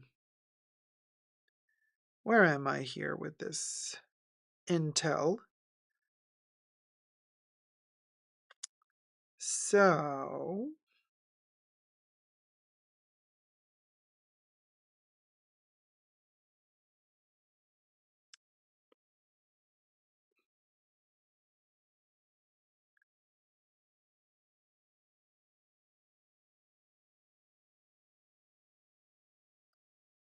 yeah.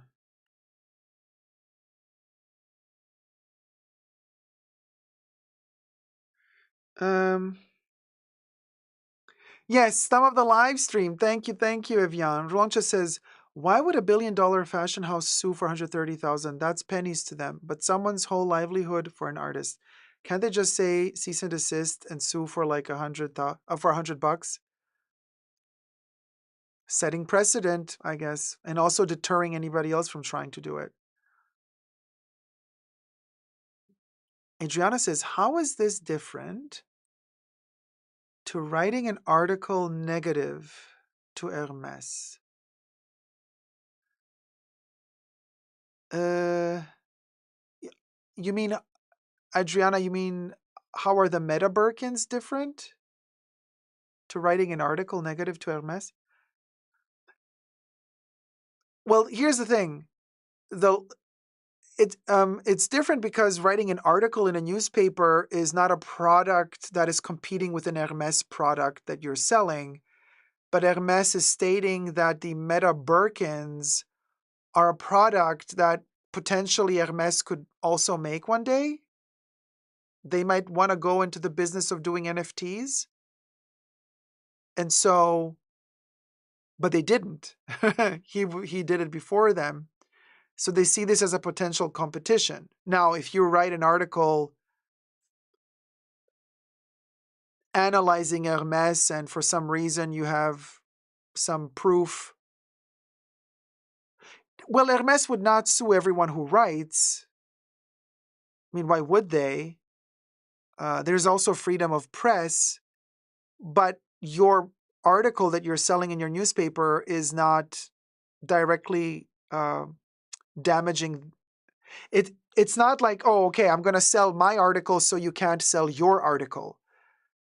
Hermes doesn't write articles. Hermes makes fashion, bags, horse riding gear, accessories, homeware. So,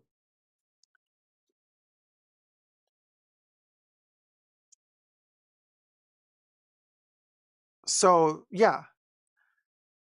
So if you write an article as a journalist exposing something, well, if you are a credible journalist, you will have sources and you will quote your sources and you will have reliable sources that you can back up in case they question you, like, hey, are you telling the truth? You're like, well, according to my research and my sources, this is what was said. Here are the receipts. You're not selling a bag as a journalist, you're writing an article. Hi, John Vox. Hi, Dacob. So happy to see you live streaming his video. Hi, Addy. First time catching you live. Hey, Addy, welcome to the chats. As soon as you want to make money off someone else's design or intellectual property, it gets tricky. Yes, that's when things get tricky. But again, commentary and analysis is different than actually making their product and wanting to sell it. That's what's different. It's not like you, independent bag maker, you start making bags and you put a stamp on them that says Hermes, but you're not Hermes. That's a problem. You're not allowed to do that. But you can make a trapezoid shaped bag that looks like a Birkin. You can do that. As long as you don't put the stamp Hermes on it, you can do that. Because Hermes doesn't own the patent to a trapezoid shaped bag.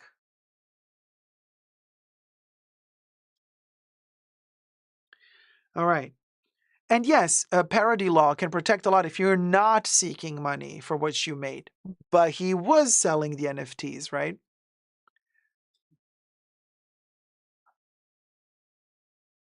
But he claimed it was transformative enough and a commentary on society, on consumerism, on luxury consumerism. Mm.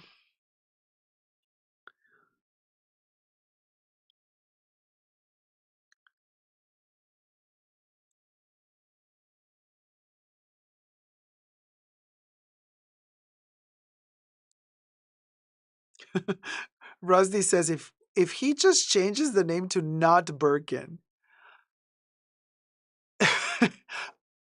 I think at one point he got upset that they were just so aggressive that he was just like, I'm not budging. I think it's become for him also a principle at this point, but I don't know. Oh, thanks, Kev. Don't be shy about the thumbs up. Thank you, guys. Thumb up the live stream. Hi, Polyhest. So I have a question. So wait, are we filming the Versace thing or just talking about it? All right, let's try to film it. I don't know. Because there's like,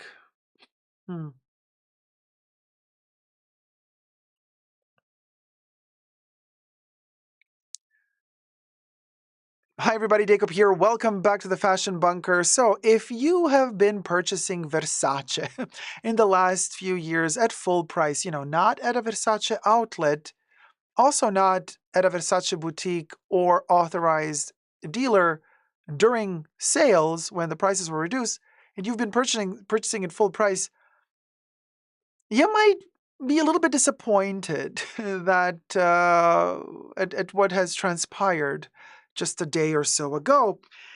I have here an article from fortune.com, or also if you have had stock connected, any stock connected to Versace, yeah, you might just be in a little bit of an economical pickle because a federal judge has blocked Capri Holdings from being acquired by Tapestry, another corporation. So they lose nearly half their value. So the stock, people who had stock in Capri Holdings have lost that stock has lost like nearly half its value. So you know how Versace was bought up by that other brand, Michael Kors, from Capri Holdings, but then Tapestry wanted to buy Capri Holdings, and the merger between Tapestry and Capri Holdings was potentially going to be dangerous to other brands because it would create this multi-conglomerate that became like this big beast, and fair competition laws would be, triggered, and a judge prevented that acquisition. But people were already investing in Capri Holdings thinking, oh, well, now that Tapestry is buying them up, this is going to be really cool. Let's gobble up all the stock. Well, people were a little bit too quick and too greedy, and too soon did they purchase so much because the judge ruled against that acquisition. So now Tapestry cannot buy Capri Holdings, which means the stock is plummeting because people are like, oh, hell no, we don't want it no more. So they're dumping the stocks. The end of luxury, baby. This is yet another example. And I've been wondering about this because just a couple of months ago, I remember late July, I went to one of those huge outlet villages and they had a Versace boutique there. Fabulous boutique. I mean, the sales associate was kind of honest enough and we liked each other and we started talking. It was really interesting, and opened up and said, like finally Versace also learned to do what other luxury brands are doing when they open up outlets. They manufacture a ton of product just for the outlets. More mass-produced, lower quality, you understand. And then there's that smaller portion of items that actually get shipped over from Versace boutiques, items that were made for the Versace boutiques but were not sold for whatever reason, and then they end up being sent over to the outlet. So he was pointing out to me like, okay, that's made for the outlet. This is from another Versace boutique. That's made especially for the outlet, lower quality. This is from another boutique. And you see the difference in quality, And he said Versace for the longest time didn't do this, but now they finally realized, oh, hold on, we can also do this and make a profit. Now, even though quite a few items in that particular Versace outlet were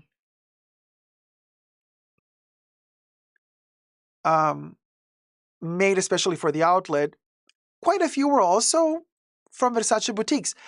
And I noticed that there was a lot of items inspired by Gianni's era. I mean, I'm talking the Baroque prints, the Teatro prints, all the fabulous things that we love from Gianni Versace himself, right? And a lot of those were made for the outlet, but a lot of those were also from the boutiques. And I thought to myself, if these classic-looking Versace items did not sell in the Versace boutiques and are now piling up in the Versace outlet, then how exactly bad is Versace really doing? Because they had to. I mean, economically, I don't know what their situation was, but they ended up selling, right? To Michael Kors. And now another merger was supposed to happen. And I'm like, how bad is this company really doing? I mean, I do believe that they're making a ton of money through their, beauty range, their perfumes and such. And the perfumes can enable them to probably survive longer, but how well is their fashion selling? Also, the lack of cohesion from collection to collection. Whoever is designing there, I would think Donatella is still designing because she's the one who steps out at the end of every runway to bow down, and say like, hello, thank you very much for the applause. Her latest show, the Spring Summer 2025 show, it was terrible. Yeah, everything I say in this video is for entertainment purposes only, not rooted in truths or facts. Everything's a legend, just my opinion. So in my opinion only, that collection was really bad. The nicest item we've seen in that runway was actually Donatella. Her red dress that she wore at the end of the show, she was the best in the entire show. So I'm like, but the collection didn't look like a Versace collection. The clothes didn't look like Versace clothes. And I'm like, how are they going to sell this? If they're not even selling anymore the famous Gianni prints and patterns, which is the quintessential stylistic DNA and language of Gianni Versace or of the Versace brand, if that's not selling, then how on earth do they think they're going to sell these other items which appear to be even less Versace-esque? And add on top of that the fact that now that this acquisition didn't go through, the stock is plummeting, as per the article, almost 50%. What's going to happen next? We're already seeing Versace jeans, the sub-label at TJ Maxx, okay, at Marshalls.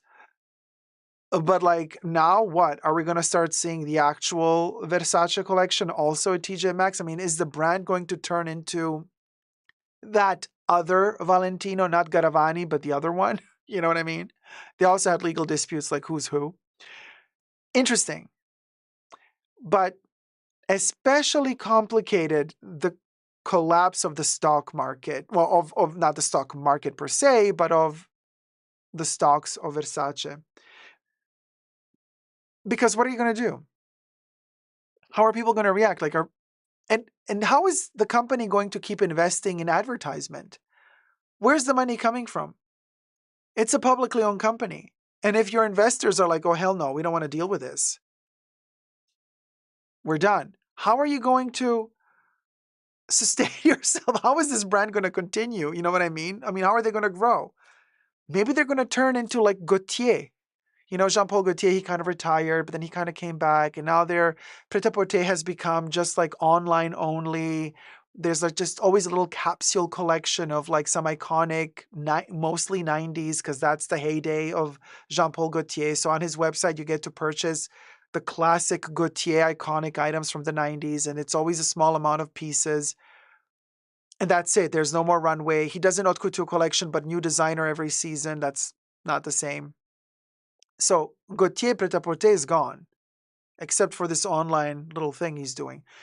I kind of foresee that for Versace as well in the near future. A little bit like Paco Rabanne, when Paco Rabanne came back. Now they're trying to expand in this latest Spring-Summer 25 show, but it's mostly like this retro, vintage, like almost like retrospective every time they make a new item to showcase and to sell. For Paco, in fact, they don't even call it Paco Rabanne anymore. They just call it Rabanne, right? So Gianni Versace, they took off the Gianni because Donatella, you know. So it's just Versace. But I have a feeling it might, in the near future, they might reduce even more and just become an online thing only. I don't know. Kev says Versace is going to be the newer, sexier Kors by Michael Kors or Coach. Interesting. And Mahora says Rabanne Beauty is flopping too. This is interesting to know. This is interesting to know. MMM says Versace needs a new creative director. Yeah.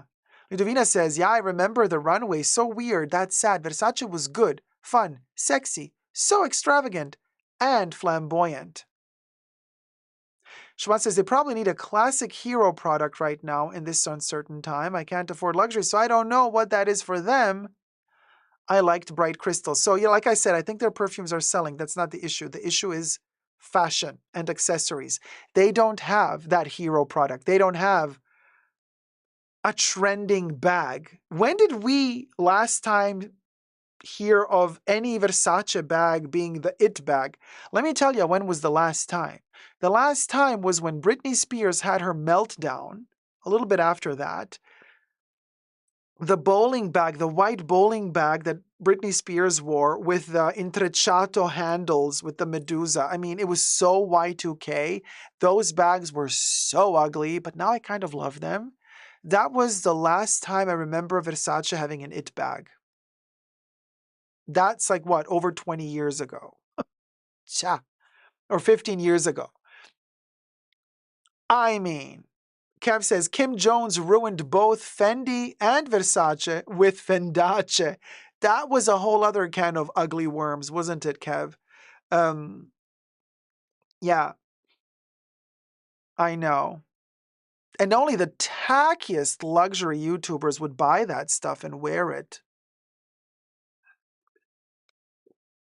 When will their stock collapse? All depends on you when you will realize how scammy they are. Let me know down below your thoughts and prayers. Until then, I shall drink my potion. Thumb up this video and subscribe. Love you loads. Never give up on love.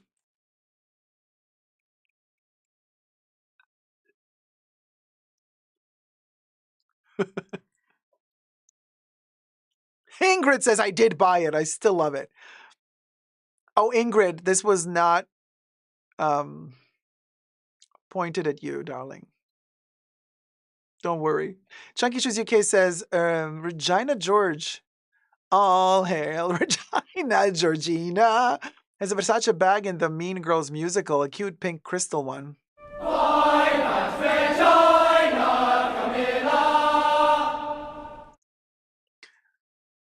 And here's to Charlie. Oh, hello, Barbara Rank. Down under, but also closer to home. I want to say East Coast as well. I'm great, Evian. Hope all is well with you, says Monarch to Evian. Gloria says, I heard my song, babe. Ah, Gloria, there you is. There you is.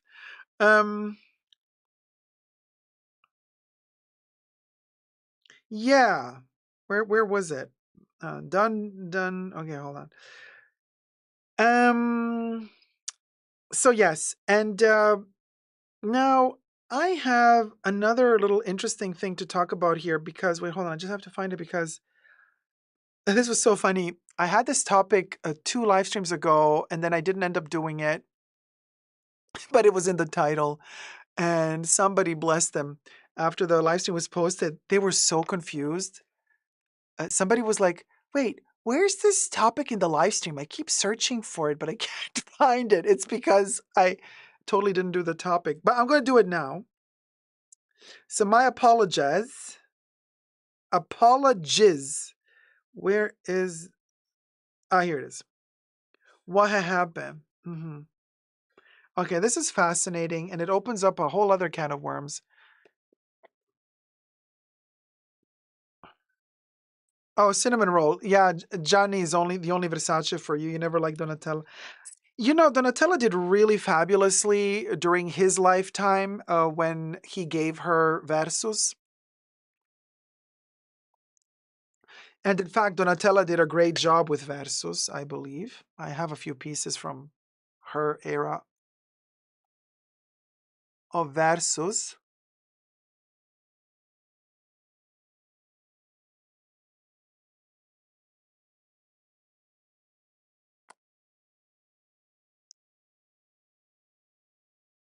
But those days have gone as well.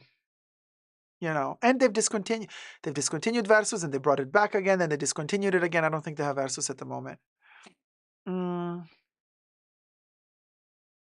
Yeah, she was great when Versace was alive. Yeah, Isla, she really was. She was really great. So, how do we entitle this one? The scarf thing.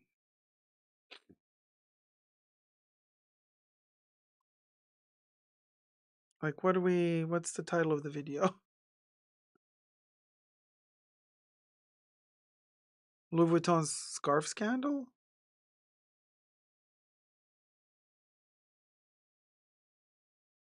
That's how I start the video. Louis Vuitton scarf scandal?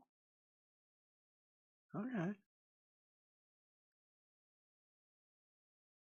All right.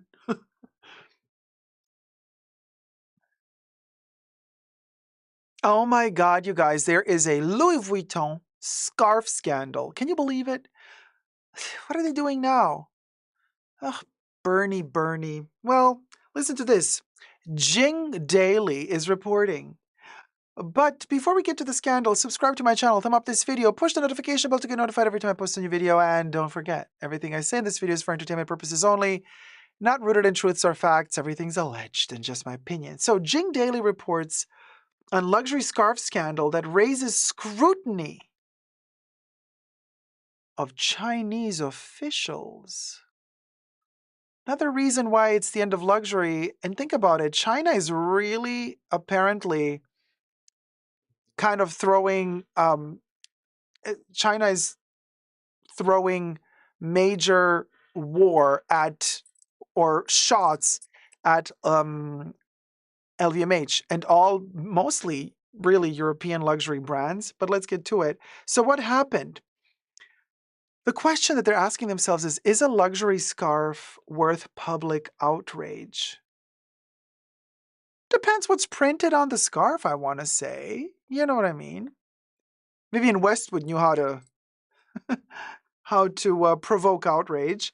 This question, along with the hashtag female official wearing Louis Vuitton scarf, took over Chinese social media this week after Li Taoyam, director of the Zhuhai Municipal Market Supervision Bureau in Guangdong province, was spotted wearing a Louis Vuitton scarf valued at $275 during an interview.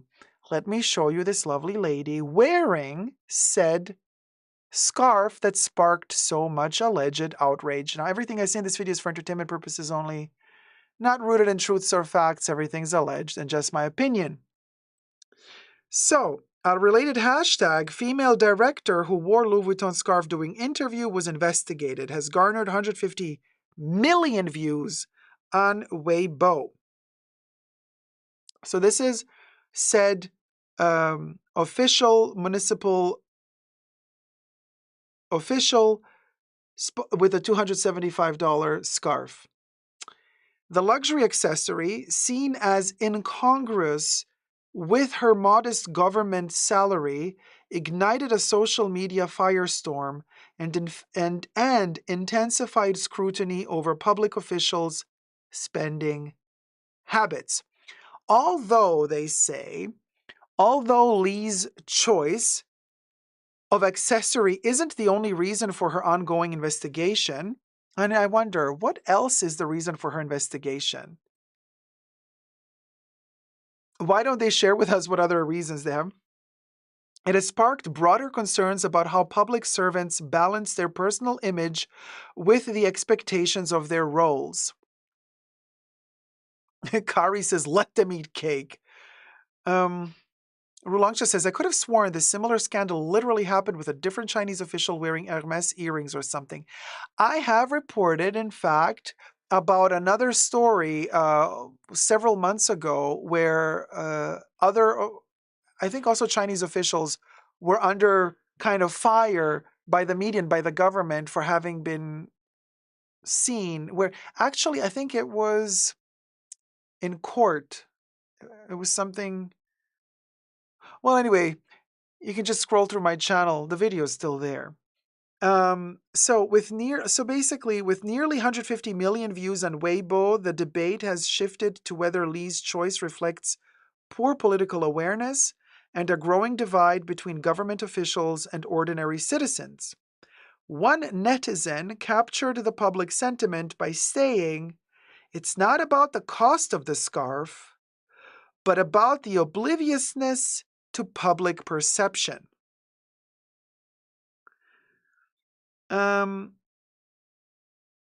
Others defended Li, arguing that her fashion choices shouldn't be seen as a sign of corruption.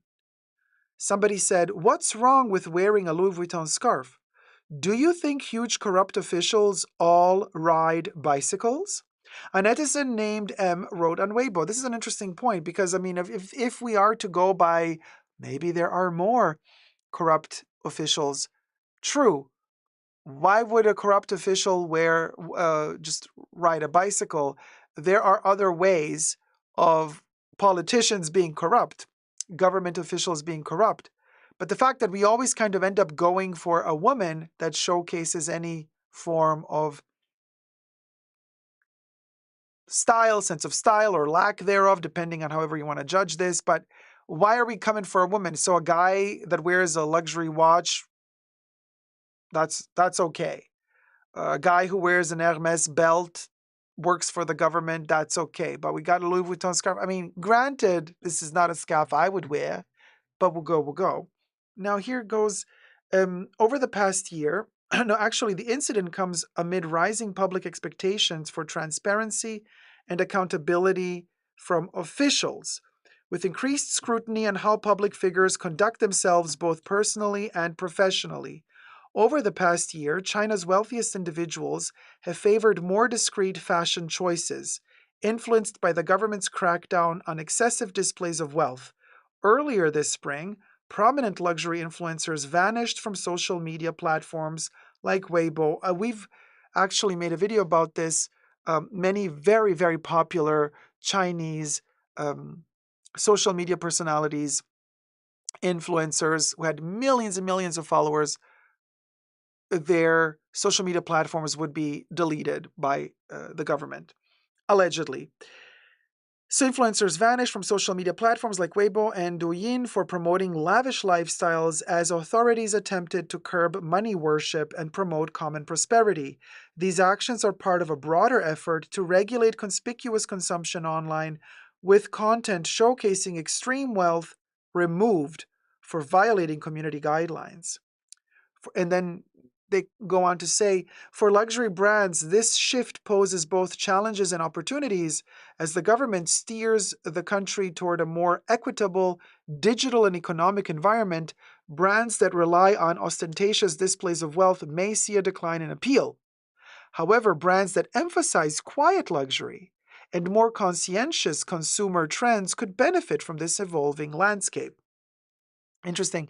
And then they say that as for Lee, the ongoing investigation is set to determine whether the official violated any laws or codes of conduct. But the broader implications of this event highlight how the optics of luxury consumption can quickly escalate into larger concerns about power, privilege, and propriety in China's public sector. This case serves as a reminder of the delicate balance that government officials must strike in maintaining their public image. Now, I don't know. Honestly, it's so tricky because if you're working on a government salary, you're working for the government. uh, does the government expect you to not earn enough to treat yourself from time to time with something nice? That's one question I have. Because I'm not, maybe this is the only nice scarf she has. By nice, I mean luxury. Even though at this point, I don't think Louis Vuitton is even a luxury anymore, but to each their own. And then what about maybe her husband or her mother or somebody gave her a gift? Oh, so she's not supposed to wear this publicly because she's a public official. Well, then why doesn't the government set clear rules and say, wear a uniform? Like for example, doctors in the hospital, they wear scrubs. Nurses, there's a whole uniform, right? So why don't you just say, okay, here's the uniform for a government official, just wear this uniform. We're going to provide you with the uniform when you are working for us on our time, wear the uniform.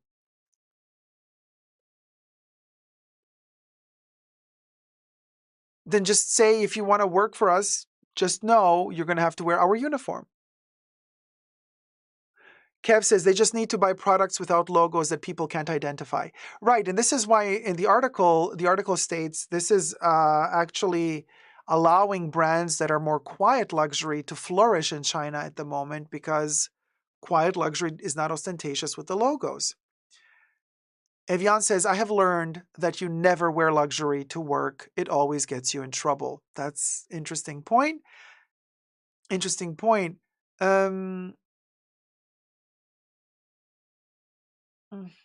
Shaban says, she does not come across as ostentatious to me at all. This reminds me of how people say JFK was so worried about Jackie wearing Chanel.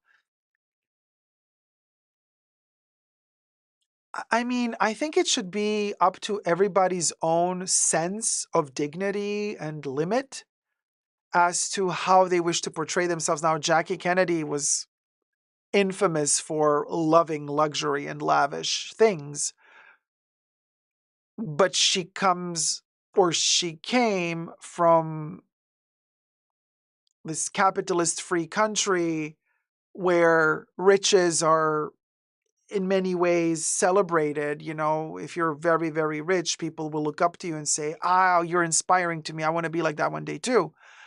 So weird, right? But a different scenario. This here is coming from China. So slightly different scenario, even though a lot of people in China are also very rich and do own property and do own businesses. So communism in a weird way, not really, but there you have it. So I am not so sure about this scarf being enough as a reason for her downfall, for her career to be over. You know what I'm saying? Now, the issue that I would personally have if this lady were working for my government, the issue I would have would be logos in general on government officials. Whether those logos are luxury or not luxury, it would not matter to me. In other words, I'm saying if she's here on an official government job business capacity and she's having some form of meeting here, I would not want her to have a Nike sneaker with or a Nike t-shirt with a swoosh Nike logo here either.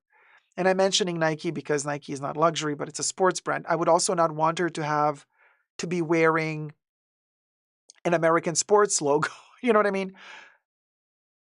A French luxury brand's logo is a little bit in bad taste just because this is a lot of logo. So you're kind of you're walking around as a billboard for Louis Vuitton. You see what I'm saying here? So it's kind of like, wait, you're representing the government right now? You're not representing Louis Vuitton. So it's a different capacity. I'm not saying I have a problem with her spending all the money on this scarf. I don't care how much money of her hard-earned money she's spending on the scarf, but maybe put away the logo, Maybe put away the logo when you're doing official government stuff. Luxury or non-luxury, any logo when you're working for the government. Kev says, I agree about the logos in general for any official or company events. I mean, when I used to work for different brands, it was very, very clear. I mean, you do not wear the logo or the clothes or the brand of a competitor, but also any other logo. You wear, if you really got to wear a logo, it has to be the logo of the brand you're working for. But even then, they would prefer you not to have any logos on at all. Neutral. You got to keep it classy. You got to keep it sassy. And also, don't forget, the government in this case is the brand she's working for. So it's the government that is her brand. LV is kind of a competitor to China, to Chinese government brand. You see what I mean? It's as if she was working for Adidas, but then she wears a Nike scarf while she's working for Adidas. Not cool. Now, and so, there you go. T-Pal says, I feel uncomfortable when I see doctors wearing a Rolex watch to greet me on the operative table. Oh, yeah, big no-go for me as well. Because that just proves to me that they are earning way more than what these operations and everything, like if I'm at the surgical table, I'm like, oh, so you're going to be charging me $50,000, $60,000 for this, but it's only worth $1,000. But all that extra money you're going to keep not to pay all the equipment and to pay all the machinery and to pay the salaries of all the nurses, but you're going to keep that money to buy your Rolex watch. Okay, so the health system is not working properly after all. You can't justify these costs after all, because where did you get the money to buy a $150,000 Rolex watch? If my surgery really does need to cost that much to cover all your expenses, so all your expenses are covered and then some on top, if you can afford said wine. Point taken, T-Pal. Very good point. You know, and it's also about the sensibility. It's about the sensibility. I don't know. If I were a government official, I would not be wearing my Chanel bag with a double C logo on it. I wouldn't.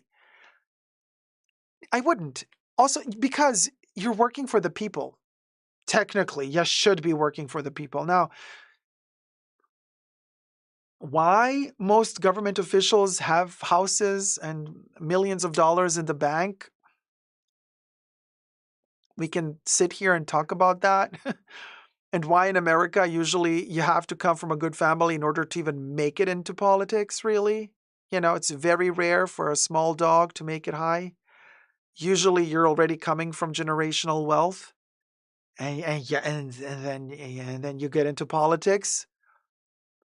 That's a whole other can of worms. We can sit and talk about that. But if you're working in the government, you should be working for the people. And your people, your constituents, the people you're working for, not all of them are rich. Not all the people you're working for are rich. Some people you're working for and some people you're representing also are homeless. So why would you be claiming to work for the people, but then wearing a Rolex watch, Hermes belt, Gucci loafers? It's just, at a certain point, it's beyond tacky. So I get it. I get it. Cinnamon Roll says, yeah, yet there are people that don't do really anything else but work. So when they buy this stuff, they want to wear it. So if the clothes are appropriate, I would have no issues. Good for them. But the question, I'm not saying don't spend your money on what you want to spend your money on. My question is, in an official capacity, if you work for the government and you are now here at an outing in an official government capacity, is it appropriate to wear luxury logos or any logos like this? I'm not saying don't do it in your private time. Your private time is what you do at home, you do at home. But this is like while you're at work. Let me know your thoughts. That's all. Just let me know. Let me know what you think. Is this okay or not? For a government official. Thank you. Subscribe, thumb up the video. Love you loads. Never give up on love.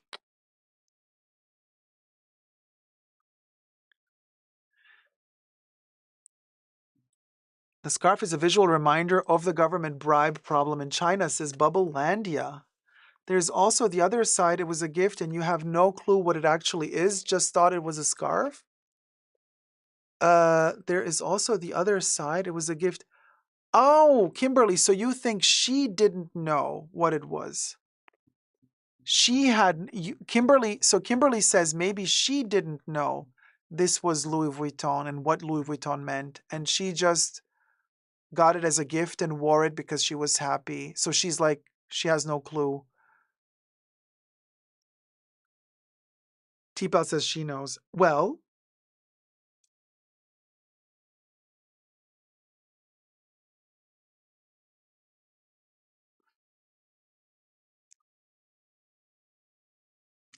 I don't know. She can claim that she doesn't know. Angie says, nah, she has a clue, just can't read the air. Ignorance, you never know. It's an option. I mean, it's an option for sure. We don't even know if she can speak English, right? If everything is written in Chinese fonts and letters and writing, and maybe she doesn't know the L and the V.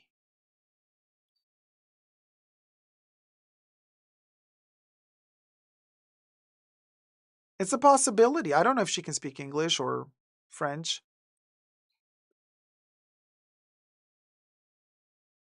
Christian says this Chinese official represents exactly those people who are paid $200 a month by Louis Vuitton to produce their items. Oh, so she knows, you think? Not Adida says, oh, please, she knows.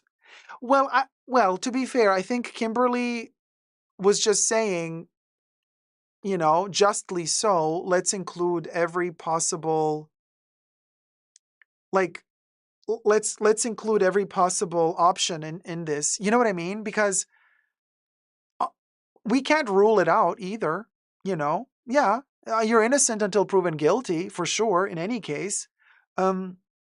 Naked Eye says, oh, high school kids here wear Gucci and Louis Vuitton brands in California. Right, but, China and California are different. She's perfectly coordinated with the decor. I give her that, says Carl. She is coordinated with the decor, isn't she? I also thought so, like the red background with the gold letters, and then like this kind of earthy tone jacket, the blue scarf, the hair, the cut, even the tag, everything, the name, everything is coordinated. The bob is giving, right, Mahora? Mm-hmm. Yeah. Yeah. And Mahora's like, yeah, she ate.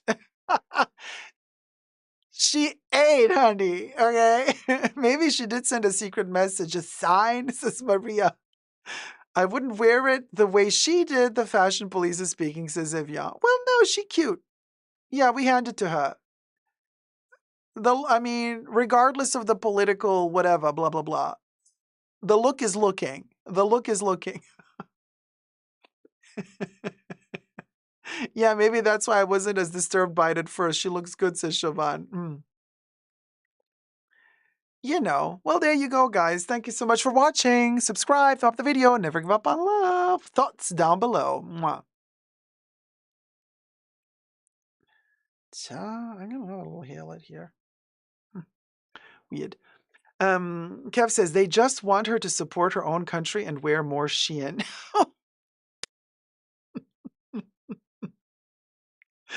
Don't you know it, Kev? That's the point. Dacob, did you talk about Sinwar's wife and her Birkin bag yet? No. Did I? Did I talk about this like months ago? Lois says, this happened to me. I was the vice president of a local union, and during negotiations, I was asking for an increase in salary for the workers and was wearing Chanel earrings and a necklace. It didn't send good optics. Yeah, I get it. Is the government making this woman an example to try and curtail these Chinese overconsumption of European luxury? Could be, could be, Leslie. It could be that she's the sacrificial lamb. Could be. Could be. We don't know, but it's a variable. It's an option. I don't know how plausible, but possible, Yeah, Shaban, it sucks. I see both sides of this. And this is why I wanted to do this topic, you guys, not because I have a very strong opinion either way, but when I read the article, I thought, this is difficult. This is difficult because we're analyzing this from a perspective of the culture that we come from. Like every country has its own culture and has its own way of dealing with luxury and dealing with logos. And so governments are also different. They prioritize different things. I don't know. But I have also been analyzing, by the way, subscribe and like. Let me hold this up like a total moron. I also have been analyzing, like, for example, the politicians that are running for the American presidential election currently. And so with Kamala, for example,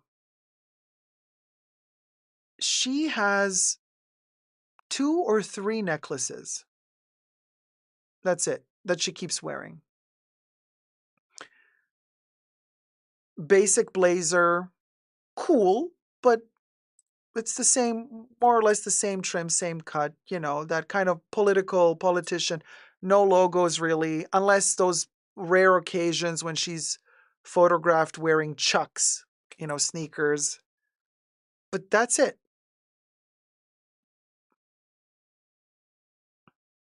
She has that one pearl necklace with little golden wires in between every pearl.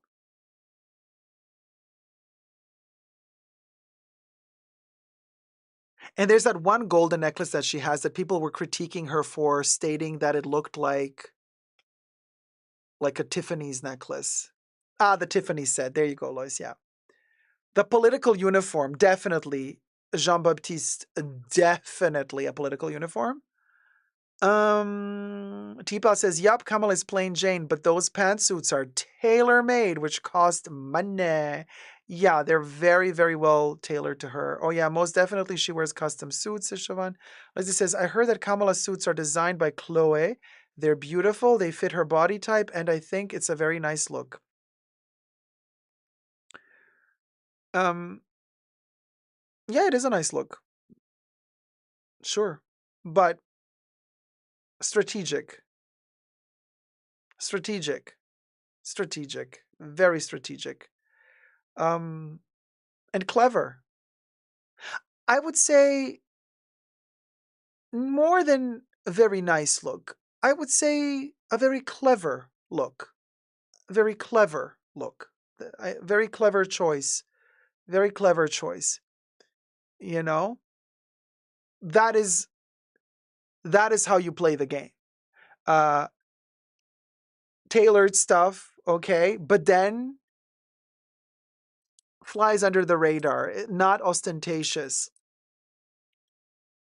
in the way that that lady was with the Louis Vuitton scarf, right? Interesting.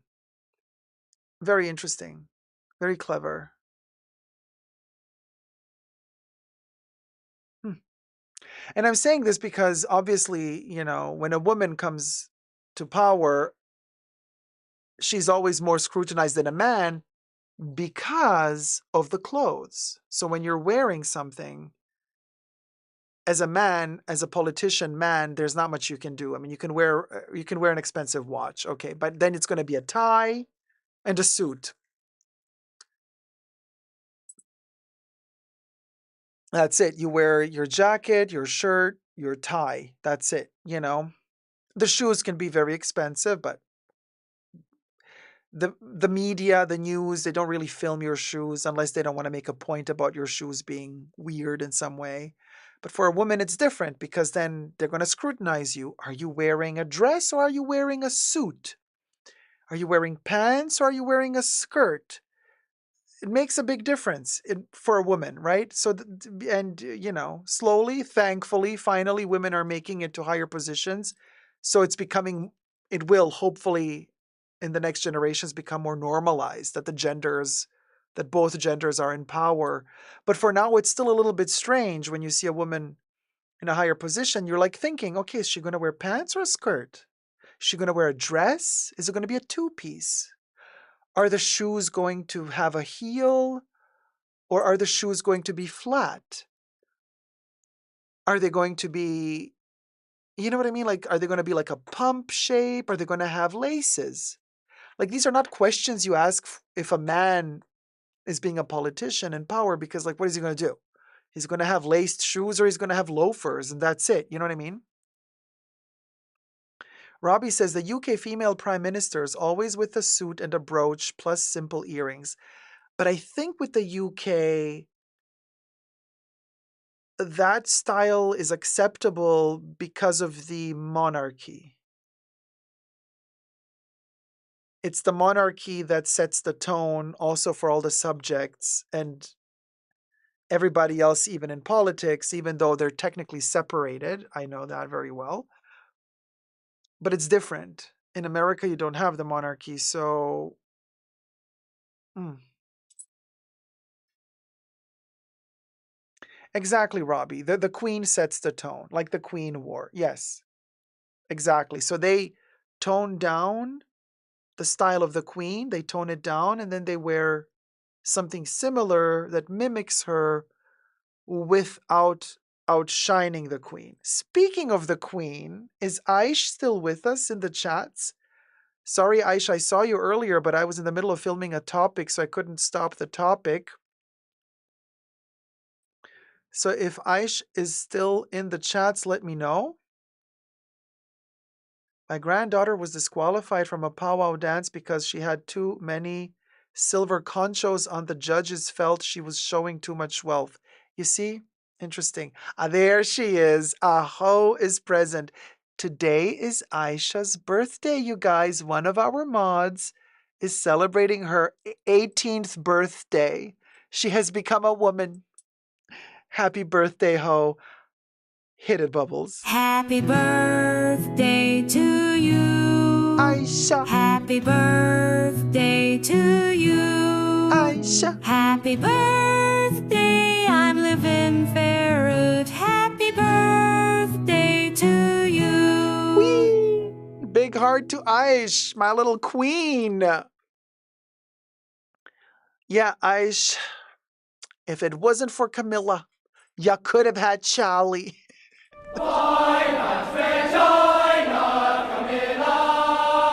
I know how much you love him. Oh, that spunky water always hits hits the spot. Always hits the spot, baby. Always hits the spot. Happy birthday, sweetie. Here's to another 118. Yeah, right? I know, Aish, it's all about the Charlie. Yeah, yeah. Period. Period.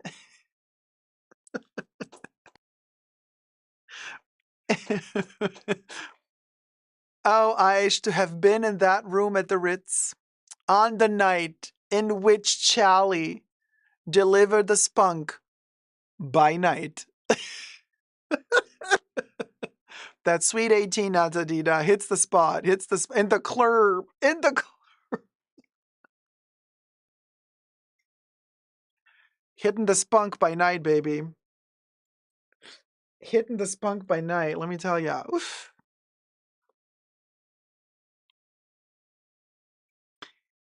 YK.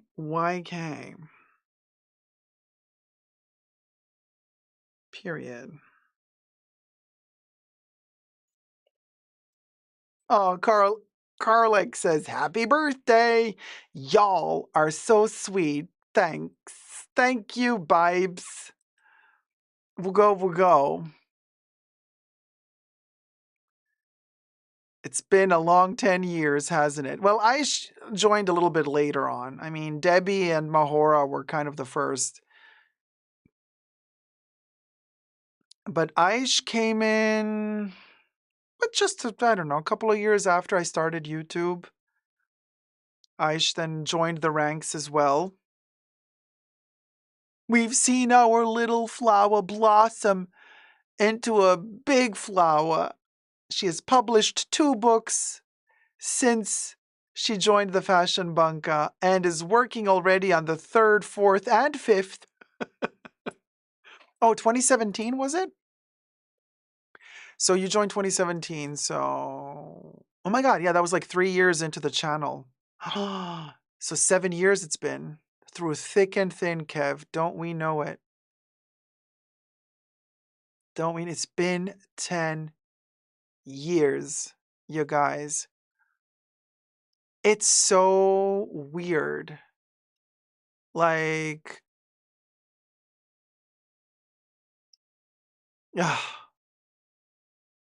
And you know how funny, with every new generation that discovers my channel, new people come in and they have no clue about all the things that I've spoken about in these past 10 years, the 2,000 plus videos on my channel, the amount of information that has been shared in 2,000 plus videos on my channel, it's insane. And so sometimes I also forget that, you know, new people that are coming in, they have no clue, right? So I think everybody knows all the things I've said. I think everybody knows all the content I've shared. And so I don't want to repeat myself, but then sometimes somebody asks a question, I'm like, wait, how do they not know this? And I'm like, oh, because a hoe has been here for 10 years blabbering, and of course you can't know everything. So sometimes I find myself having to repeat things because that's what you do. That's what you do. Same at school. If you're a teacher, with every new year, when a new class comes in with new kids, you have to start your program from zero all over again. So I was thinking about this the other day. I'm like, how should I start from zero? How do you do that? How do you, man, I don't know. A lot of respect to teachers and to their patients because like you got to be very patient for that, you know? Brockstar remembers that Aish was Wednesday Adams in one of our Halloween parties. Brockstar says, our very own Wednesday Adams. And Aish says, I'm going to be Wednesday on Thursday. Natadita says, yeah, I just thought about school class. Right, Nata? Yeah, I need to watch your older videos because I'm a new hoe. Oh, Jean-Baptiste, we're all hoes. Some of us are old, some of us are young. You're the young one. Lucky you. Mahora says, start from zero, go back to blonde. Cha. This is blonde. It's ash blonde. Just FYI. But you want me to go platinum blonde. Maybe do a few Q&A segments and keep them pinned.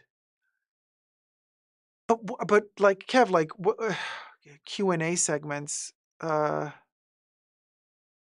mean like do a whole video just about a Q&A? But then everybody's going to ask the same questions that we don't want to answer. Oh, Robbie says, I love your hair, Dacob. Thank you, Robbie. Thank you so much. Cecilia Brown says, tell me about it. Teacher here, right? The patience you have to have with the kids. Mm. Mm, mm, mm, mm, mm, mm. Yeah, right? Aish says, Mary Poppins, thanks. If you look up Aish Ahmed on Amazon, you will find my books, love. Oh, right. So Aish, yeah. How do I can show the book.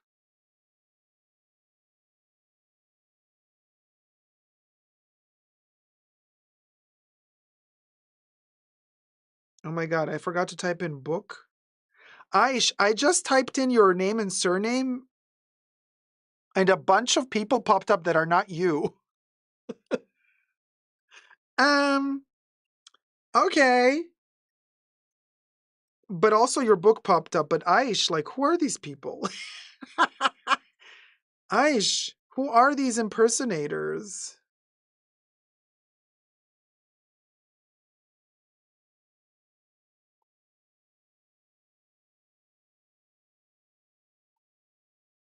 Babes.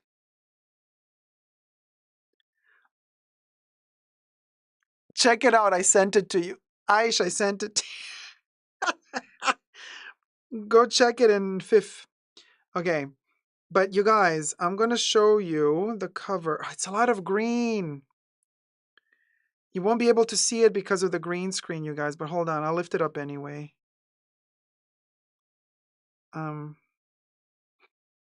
Because the wild and beautiful art, a wild and beautiful art, the life of Joan Erdley. The cover has a lot of green. Oh, why can't I save the photo? Okay, here it is. So you can't really see the green parts. Maybe I should illuminate it a little bit more. Hold on. When they say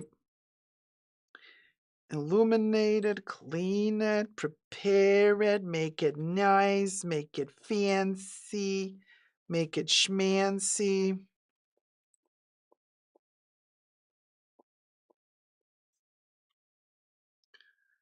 Okay.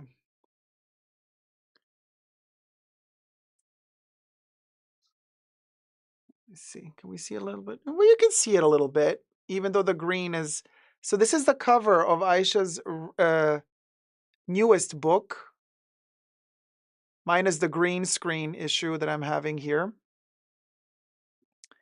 The Life of Joan Erdley, and written and illustrated by, I see, Ayshea Ahmed. There you go. Sorry for the glare, but you can see, right, guys? Here you go. There you go. Could get it on Amazon. Maybe it is at Barnes and Nobles. What do you say, Aish?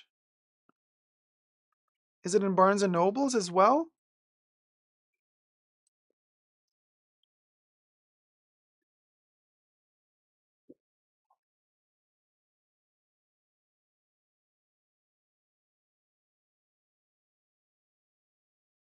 Oh, you think it will be?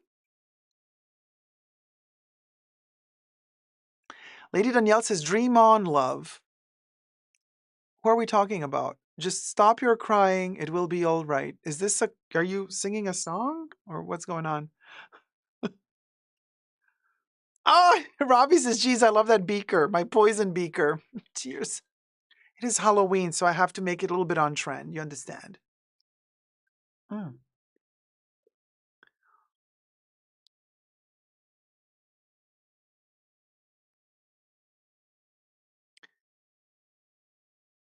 Also,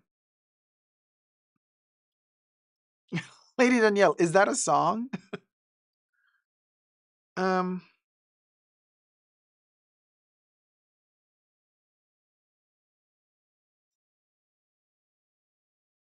hold on.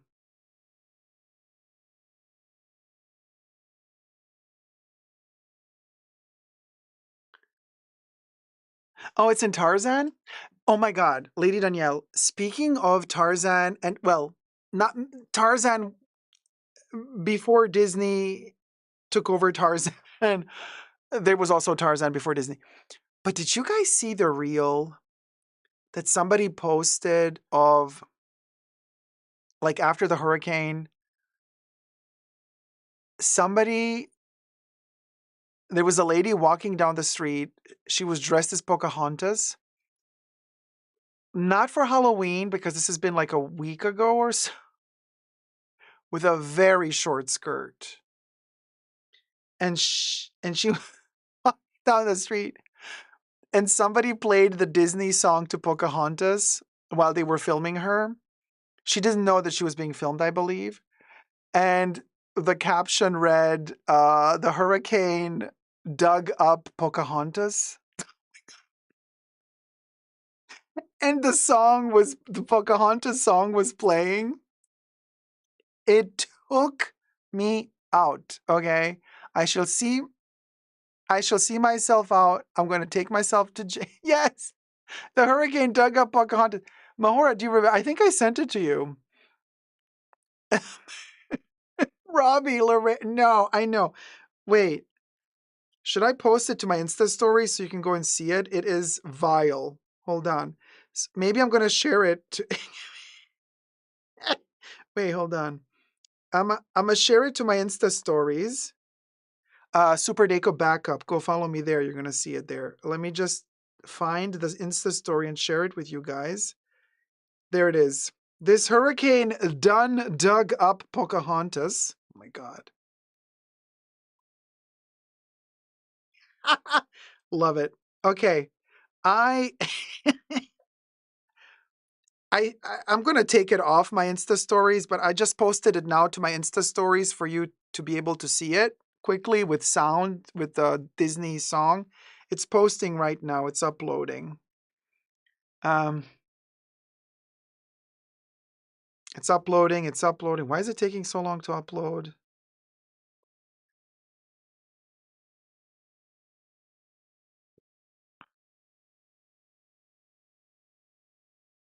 Okay, it uploaded. You guys, it uploaded. Upload it. It uploaded. Go watch it. Have fun. So that's the vibes it was giving me.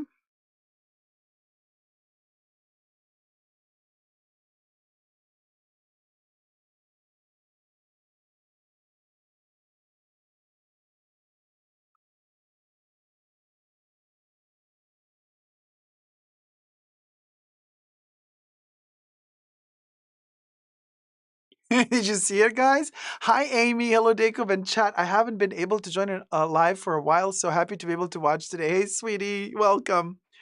Oh my God, Terry, your dad turned 80 today. Oh, happy birthday to your dad. Well, then let's sing happy birthday to Terry's dad. Hit it, Bubbles. Happy birthday to you. Terry's dad. Happy birthday to you. Terry's dad. Happy birthday, I'm living Farrod. Happy birthday to you. Terry's dad. Big heart, Terry. Happy birthday to your dad. 80, please. He just turned 50. You know? Yeah.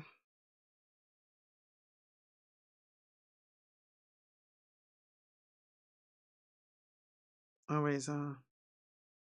Okay. Okay, people are seeing the Insta story. Yeah, there you go. Yeah, there you go.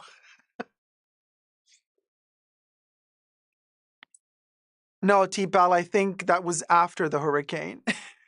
So I don't think she hurt herself in the tall stilettos.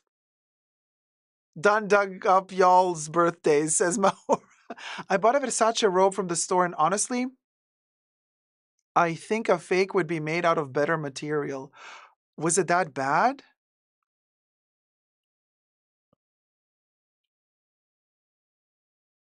Did you buy it in the outlet or did you buy it in the Versace boutique? Hi, Sheikma. How's it going, sweetie? Um, because if you bought it in the outlet, maybe it was one of those pieces made for the outlet.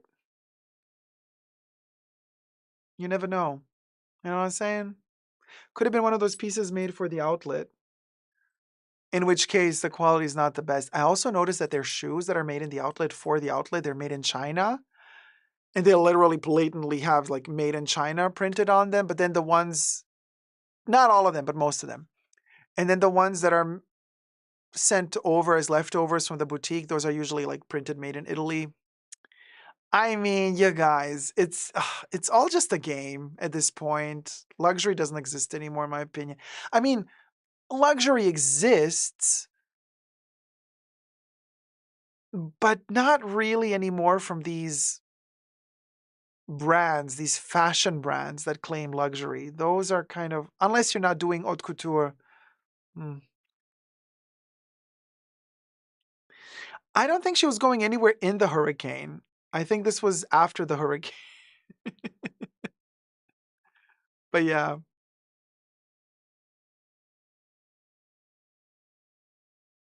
Oh, luxury exists on a higher plane? Possibly.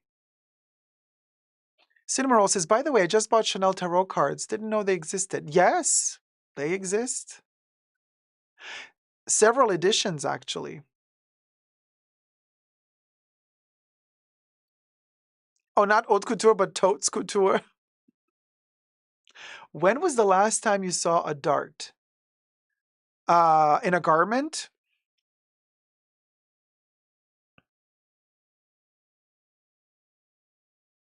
You mean like in a store recently, like a brand new garment with a dart?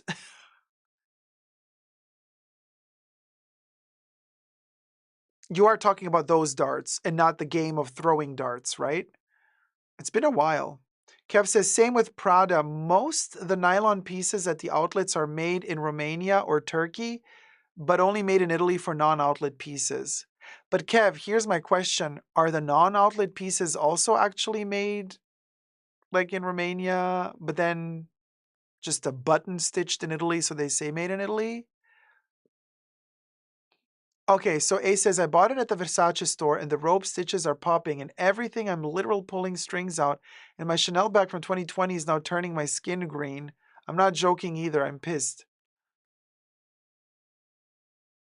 Yeah. I'm telling you guys, it's painful when your hard-earned cash, you spend it on really, really very expensive stuff. And then that stuff is like you described. I mean, it's bad, you know? Quite bad. Oh, yes, most darts are in princess lines, says Carl. Cecilia says, I looked at Prada shoes in Harrods recently and they're made in Romania too. I bought a Miu Miu wind jacket that is more than 2,000 euro. I like the cut, but probably not worth more than 100.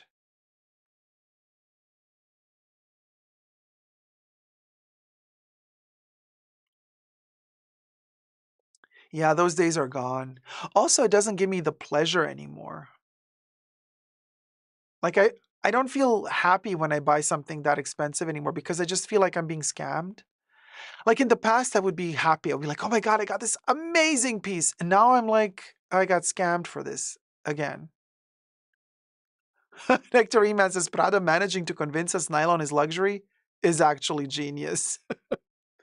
Mahor says, my Prada shoes are getting chipped right at the pressure point where the laces are.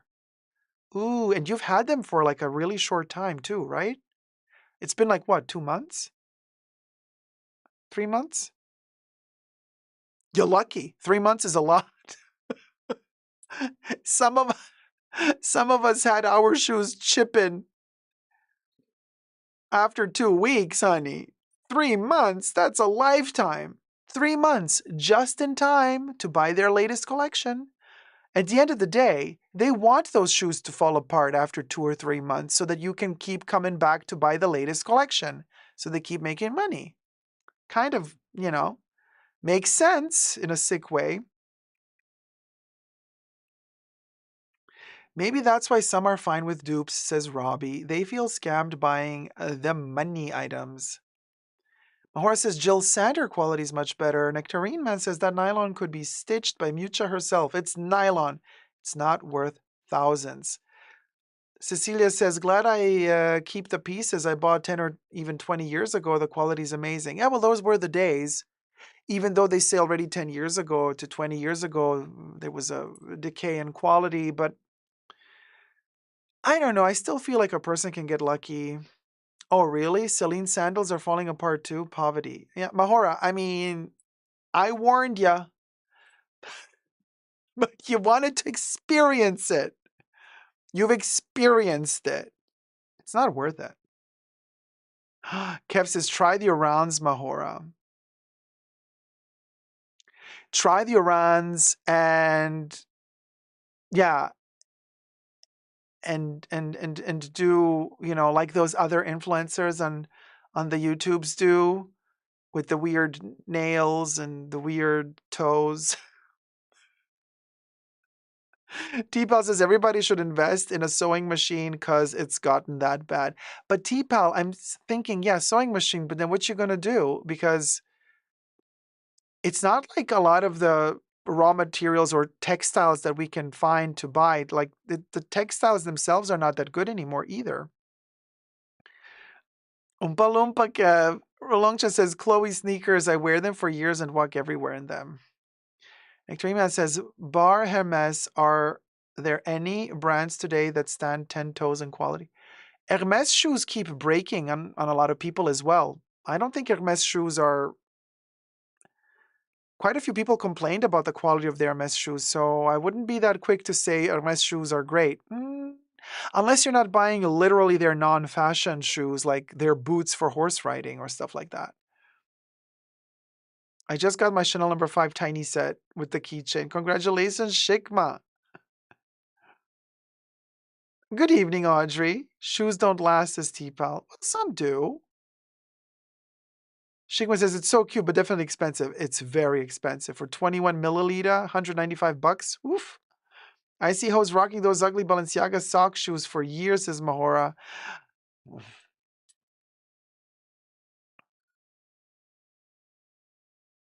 They probably got fake ones.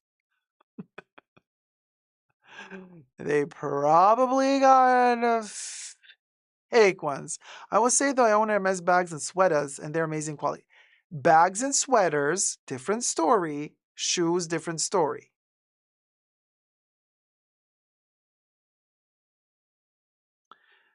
They do seem to last, as Nectarine Man. Hey, I mean, there are enough people out there that complain, but there are also enough people out there that have had good experiences with their shoes. So maybe we cannot generalize about all of their shoes.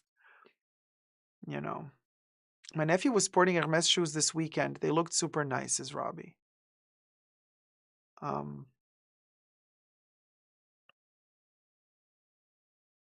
What can I tell you? I'm glad you're liking them. I'm glad you're reporting good quality. I'm glad about that. Um, does anybody have experience with male Yves Saint Laurent shoes? Because I'm thinking of buying a pair. Are those any good at the moment? You're not asking for too much, Nectarine Man. Not at all. Nectarine Man says, all I ask for is good quality at a fair price. Am I asking too much? No. Oh, Kev, only from Haiti era? Okay. T-Pal says, I have owned 400 pairs of shoes. They all cracked over time, and they were quality leather shoes. All my designer shoes didn't last. Leather ones that are for smaller brands, not cheap, did, says Cinnamon Roll.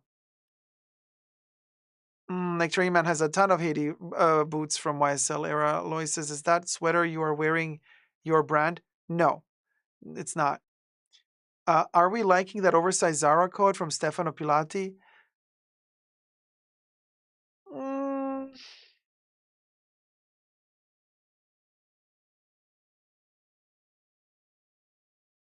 meh, meh. I'll tell you though, there's one jacket from that collection that I do like. Sorry, Nectarine Man. I think it's nylon. Um, quilted nylon.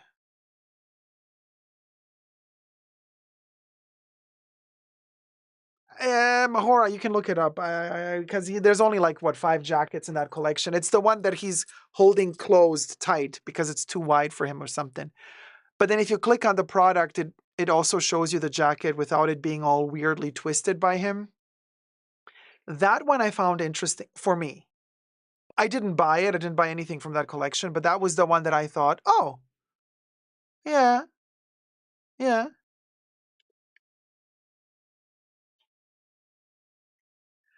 Letty says, it's cute, Mahora. It would look great on you. I mean, do you have a Zara near you that carries the collection where you could like try it on? I mean, Zara has a good return policy. Technically, you could just order it. If it doesn't fit, just send it back. 350? Is that how much it costs? Although, oh yeah. Is it 350? Wait, wasn't it $350? How much is it in euro? No, because we found out that in Spain it costs a lot less, right? So like in Spain it was like 197. Oh, 350 euro? Yeah, for Zara, I don't know. I have the feeling like Zara for me is like never, it should never be over 100.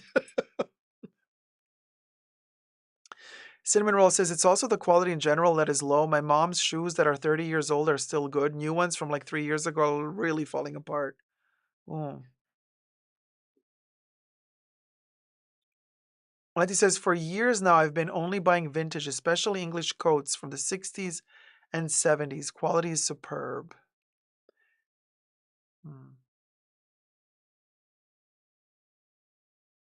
Mahora is a later, she said.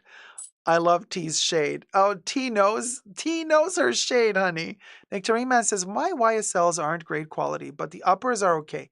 And luckily they are all Goodyear welted, so they have been to the cobblers and came back nice. Leslie says, no, for me, I agree. Cecilia says, wouldn't pay that much for Zara. No, wait. Wait, Cecilia, you mean, 350. Yeah. But like, I think Zara for me, my cap at Zara would be 100.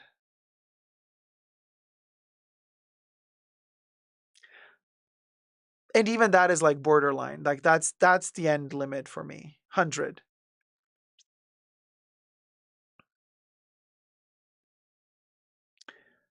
Ideally speaking, 20. Ideally, I would not ever buy it. Period. No matter how much it costs. But You know what I mean? Naked Eye says, Alice and Olivia dress was $440, made in China. This is absolutely ridiculous. Yeah. I mean, I don't know how complicated the dress was to make and how much the people were paid. There's that to consider as well. Leslie says, just bought a Calvin Klein fully lined in satin cashmere men's coat from probably the 70s. What a find. I agree with you, Letty. But then I noticed like these older items, vintagey items, like people used to be much smaller back in the day and skinnier. Okay? A hoe don't fit in any of that shit. You ladies are skinny, tiny ladies. Okay, Letty looks like a supermodel. So of course Letty's gonna fit into everything from the 60s and the 70s. I can't put even an arm inside an outfit from the 60s or 70s, let alone my heifer self getting into one of those items. Forget about it. I need stretchy. I need stretchy stuff. You know?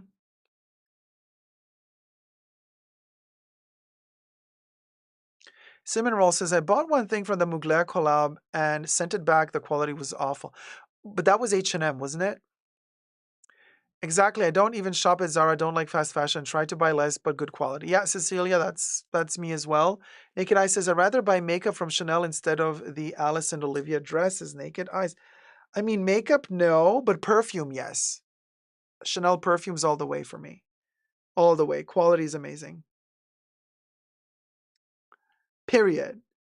Robbie says, sometimes I buy lower end pieces and change buttons to luxury looking buttons and other details like a high street piece. Clever. Audrey says, I'm not getting my memories into those vintage items. Honey, neither am I getting ma tits also don't fit. Chunky Shoes UK says, I got a vintage Crombie coat from eBay and it's fabulous. But you're also a skinny legend. Kev says, vintage capes and kaftans tend to be one size only. Period. Period. And unfortunately, I'm not one size only. I'm Jubba size. I get bigger and bigger. Monarch says, so true, Dacob. So hard to find vintage items that fit someone like me that's a little plump. Yeah, I'm telling you, we're cheruby.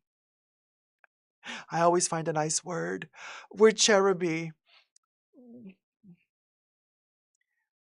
When I went to Italy, the bags at LVMH stores were a lot higher quality, and that says a lot because I'm a bag hoe. Do you think they make the ones in the American store lower quality? Well, you do know that there's a Louis Vuitton, there's actually more than one factory in the United States. So certain items are made in America and they say they're made to the same standard. But honestly, though, I think it's unfair because they charge an upcharge for import taxes for the Louis Vuitton items that you purchase in the States.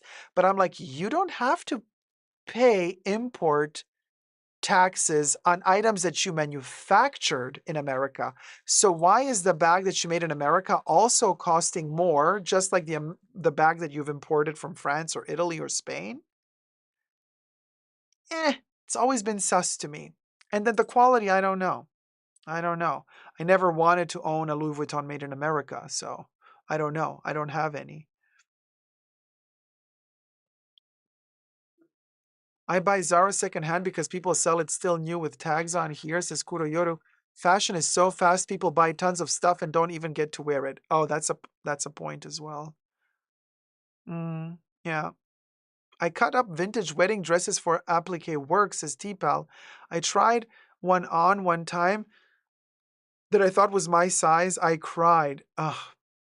I'm telling ya, the sizes from back in the day, we do not fit in those sizes. They have expanded the sizes, like a size 14 today was a size 20 back in the day.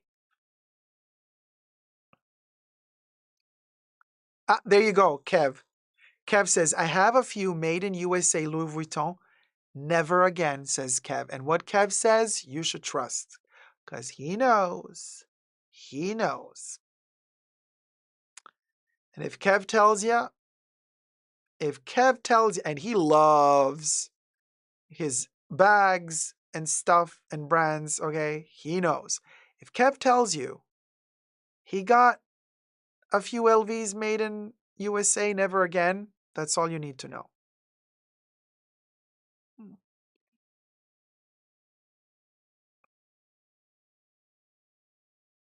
Wulangsha says, depends on the manufacturer. A lot of domestic Chinese fashions are next level, but they're usually not sold on the international market. That's really interesting. And I've been thinking about this a lot. I also have a feeling like, no, probably if we really went to China and were to dig up to find, local manufacturers and also local brands and people who really work on their craft, also for their own brand, I'm sure we would find some incredible high quality pieces. Teapot says some Ralph Lauren wool is made by the same manufacturer that my tribe uses for our wool blankets. We own 30% of the company, American Wool & Co. Yes, Teapot. I know. You told me about your company. And so wait, so when Ralph Lauren buys the wool, do you get money from Ralph Lauren? Is Ralph Lauren paying you? Oh, that would be fabulous. Could you imagine? You're like, oh yeah, Ralph Lauren. Yeah, he sends me a check. Thank you. Ka-ching. Cecilia says, I have one Louis Vuitton bag made in Spain and it's awful quality. Glue coming out from the stitching. I mean, I have two. So when they discontinued the tiny pochette poche toilettes in 15, when they discontinued them, the last batch made was made in Spain. So I bought it because they were discontinuing them. So this is the Spain I got. The one I got before, many years before this one. This one is made in France. And you can see this one is patinaed more because it's older than this one. But what I've noticed, and I don't know if this is only connected to France and Spain. I don't know if this is a Spain issue. I believe this is a general Louis Vuitton issue because, so this one is from like 2014 and this one is 2022, 2023, I can't remember. The Vaqueta tab on the made in France is thicker than the made in Spain. Yeah. Look at, wait, as long as you see my face, you won't. You see what I'm saying? Look how thinner this is to this.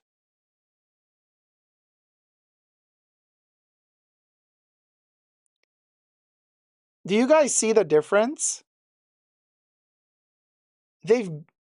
They literally started using thinner leather, which is cheaper.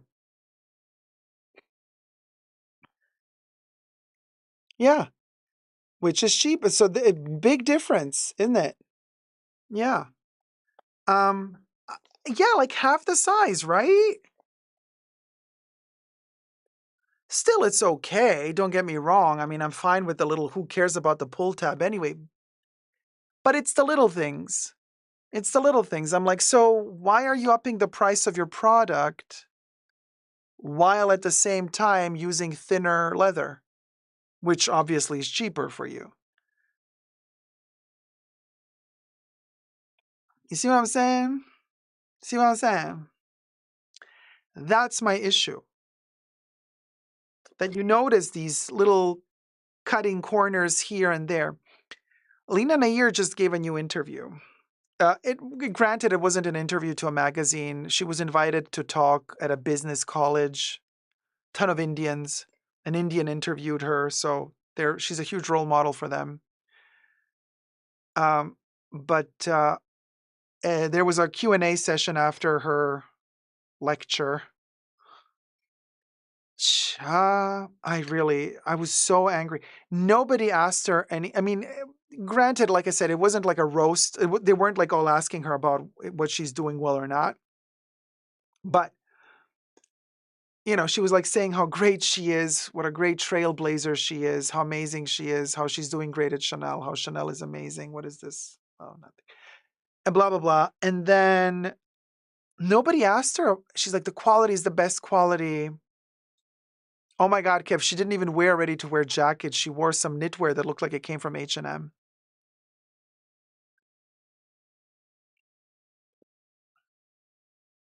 Miriana, I'm not selling mine. I love mine. I don't care if it's made in Spain. I'm not going to sell. I'll use both of them. This one is older than this one. That's why this one's shiny, because this one I always use in my bag. And this one hasn't been in the bag often. That's why it's still mattified. But yeah, this one has been used a lot, okay? So this is how, it wasn't this glossy when it was brand new. It turns like this when you use it a lot. You know what I'm saying? Because you can see here, it hasn't been like rubbed by the bag often. That's why it's more mattified here.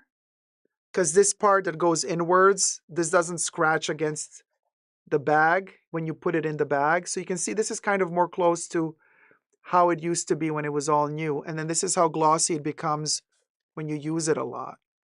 And this one has not been used a lot. But yeah, no, I would not sell my toiletry pouch 15. Oh, love it to bits. Would never sell it.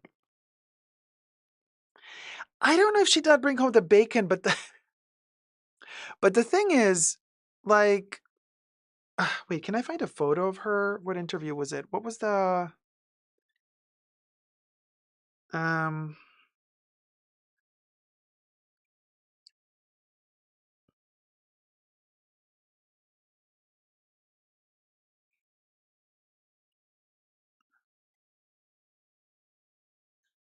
Stanford Business? I'll show you. My homegirl looks tired. There you go. Kev, you tell us, what collection is this sweater from? She only got 5% battery.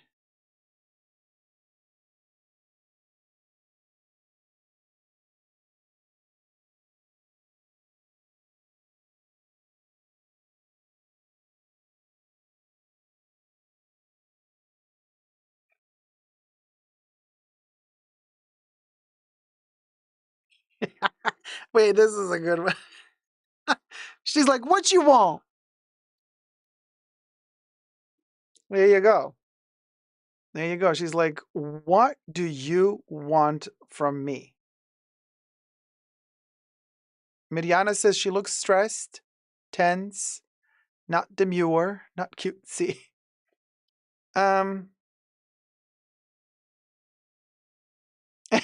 Kev says, I see. Ann Taylor Loft. That's the brand.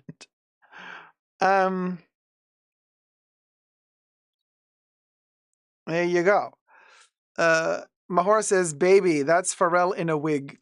She ain't fooling nobody, says Mahora. I don't know, you guys. She's fooling a ton of girls in that college because, allegedly, they were eating it up.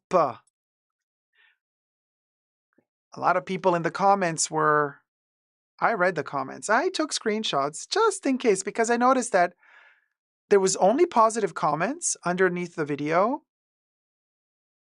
Older comments were all positive. Only the latest, newest comments were negative. So I have a sneaky suspicion that they might delete the negative comments, but I took screenshots. So, oh yes, I did. Oh yes. Oh yes. I was taking screenshots, honey, of the comments, okay? Here's one comment that said, how disgusting that Chanel sent me, I don't know what this means, a 31 Rue Cambon from New York, Manhattan. How much more disgusting. Oh, and then there was some racist comment. I'm not going to read that. That was a bad one.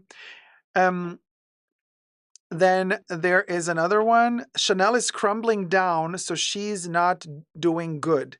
Tell her that the price increase for stupid Chanel bigs, I think bags, it's not good strategy. Cha, the grandma. But here you go. People are also, people are criticizing. People are criticizing. Then there's another comment.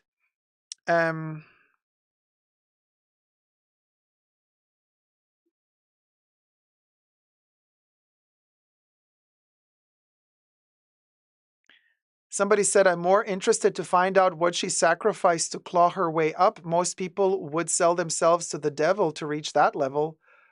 What do your staff working under her say about her?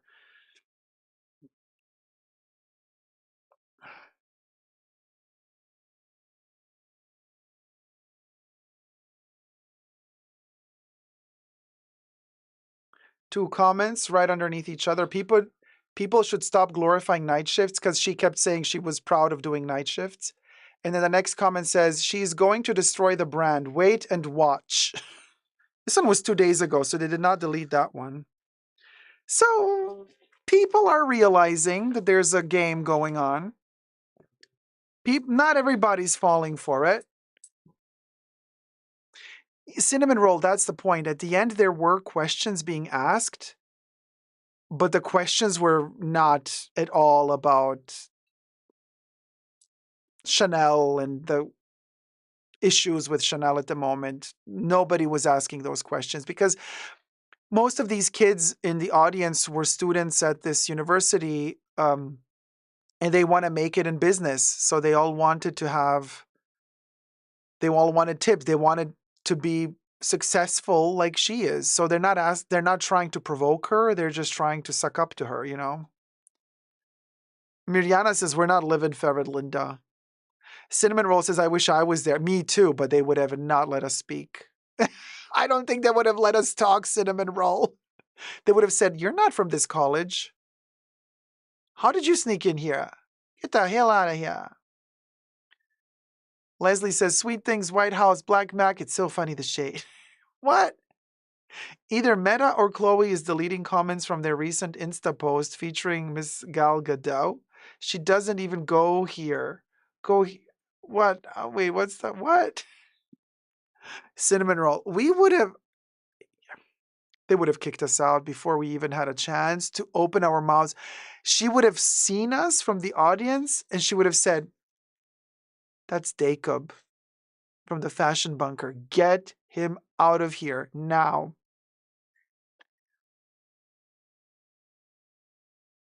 She started the interview by saying, my two sons are in the audience. My husband is in the audience. Oh my God, Kev, seriously? Kev says, oh no, I found the same sweater from AliExpress. Oh. And then in the interview, she said, we're a very sustainable company. All of our workers' uniforms are made out of repurposed Chanel clothes and garments and materials. If I were there, I would have stopped her in that minute and I would have said, what are you talking about? Repurposed? My ass. I've seen your workers' uniforms. They're made in China. Okay. Oh, you sent the photo? Wait, I hope I have enough battery left. I only have 5%. 3%. Yeah, it's over. Oh my God. Yeah, no, except her wrist thing was white. And the one you sent is black wrists. But yeah, it looks like this. Yeah. But it's not this one. It's not this one because hers has white here.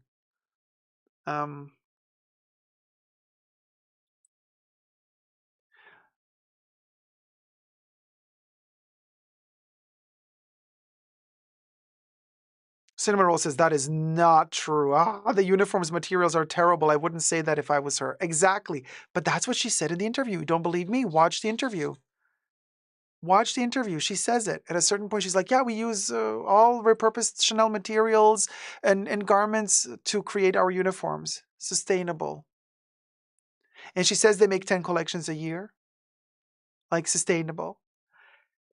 The stuff she said, yet again proving to me in what I was literally watching this, like eating chips and cookies because I was so frustrated listening to her yet again say stuff that I don't believe to be true, that I was literally, my frustration, I was eating out of frustration. Oh, yeah, handpicked audience, softball questions. Leslie, but like I said, she was there in a different capacity. She was there just to, um, yeah, give all the students, the business students, kind of intel about becoming head of HR of Unilever and then a CEO of Chanel. Um, and she was being very, everything is amazing. Oh my God. It was so difficult to watch for me. Yeah. And there was this one guy from the audience who asked a question and he said, I'm from China. My mom loves Chanel. And then she said, "Oh, your mom has good taste. She has amazing taste. Oh my God, I love your mom. She has good taste. You and I have to take a photo together for your mom after the interview. Okay, let's take a photo for your mom after the interview." I would really like to reach out to that poor guy and ask him, did he actually get to take a photo with her after the interview?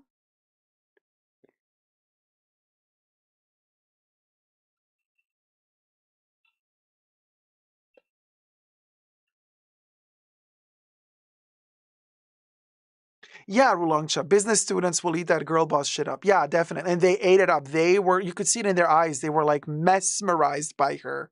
They were mesmerized by her. They're like aspiring to become like her. They don't question her. They want to be her. That's the difference. Those people in that room that are studying business, they want to be her.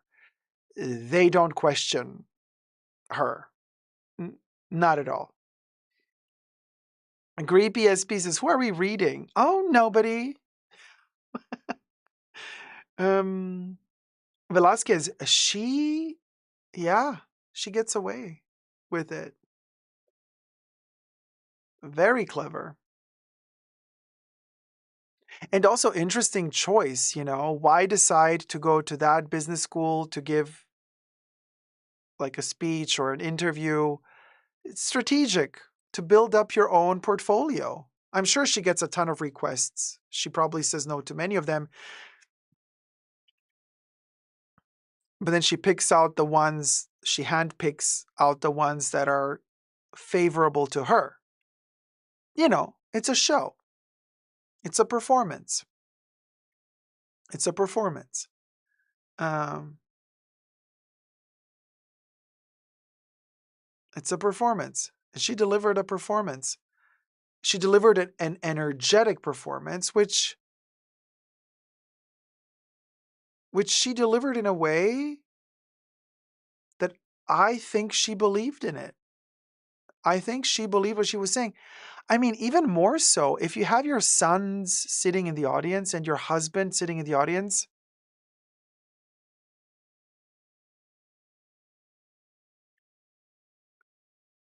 like, I think she believes what she's saying. You wouldn't lie in front of them. I don't know. I mean, what kind of a person must you be if you could lie in front of your children? I don't know. But I think she really believes this. She was so convinced of what she was saying. I mean, I don't know anything about her past. I mean, only the stuff that she tells about her past. I don't really care. But it's the Chanel part that gets me. Always the first half of the interviews with her is always about, how she claims she comes from humble beginnings, how she walked barefoot while she was working, how she was proud to do night shifts, blah, blah, blah, 30 years at Unilever. Like that, the first part of the interview is always about sacrifice, sacrifice. I don't care about that part. It's the Chanel part, the second part of the interviews that always get me riled up, because when she starts talking about Chanel, then I realize, well, hold on, girl. Do you even know what you're talking about here? Because that's where I get a problem. I don't have a problem with her talking about her roots and heritage, whatever. I don't care. Um,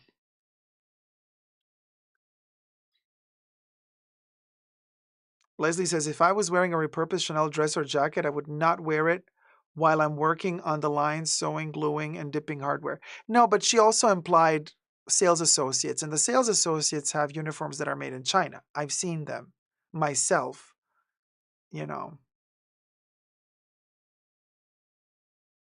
Exactly, Cecilia. So now we know why she wants night shifts for the artisans at Chanel.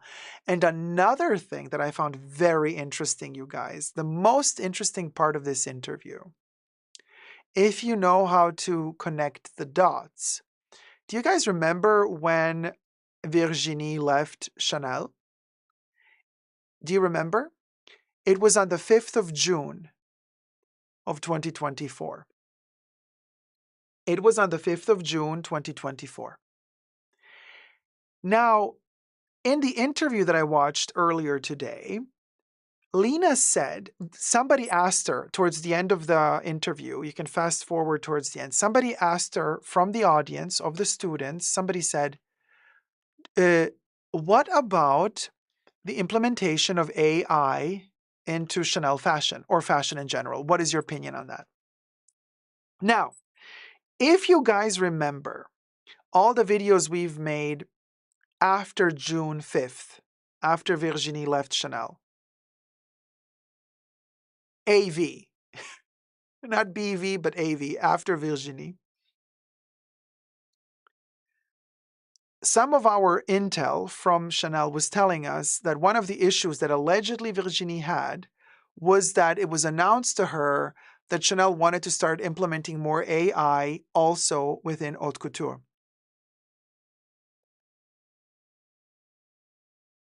And some people were skeptical about that. Is that true? Is that not true? We don't know. Let's see. And I repeat, Virginie leaves Chanel on the 5th of June, storms out from the atelier.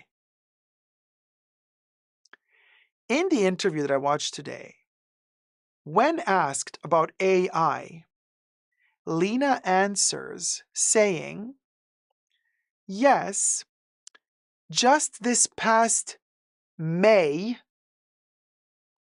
we traveled, my team and I traveled to America to some place where AI is on the forefront, blah, blah, blah. And we are looking into implementing AI into our productivity. And I'm like, oh, how interesting. So that means that she personally, in May of this year, went to America to some place, she talks about it in the interview, to do research on this AI and how to implement it into Chanel. And then on the 5th of June, just a couple of weeks later, Virginie leaves. And I am being told by my intel later, a couple of days after that, that one of the issues why Virginie allegedly left was because of the AI implementation that was going to happen. And some people were claiming, no, it's not going to happen. No, it's not going to happen. But yet today in the interview, Leena herself said that she traveled to America in May to talk to discuss this AI shit. Isn't that interesting? How the dots connect. How the dots connect. Coincidence? You be the judge. You be the judge. Rulongcha, we are in the year 0 AV. Yeah, baby. We are 0 AV, baby. No, not just for authentication purposes, AI in the creative process as well as in the manufacturing process.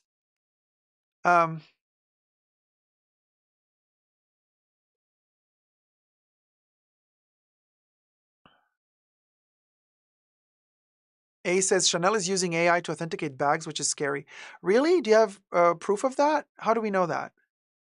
Did they officially say that on their website? Anyway, you guys, I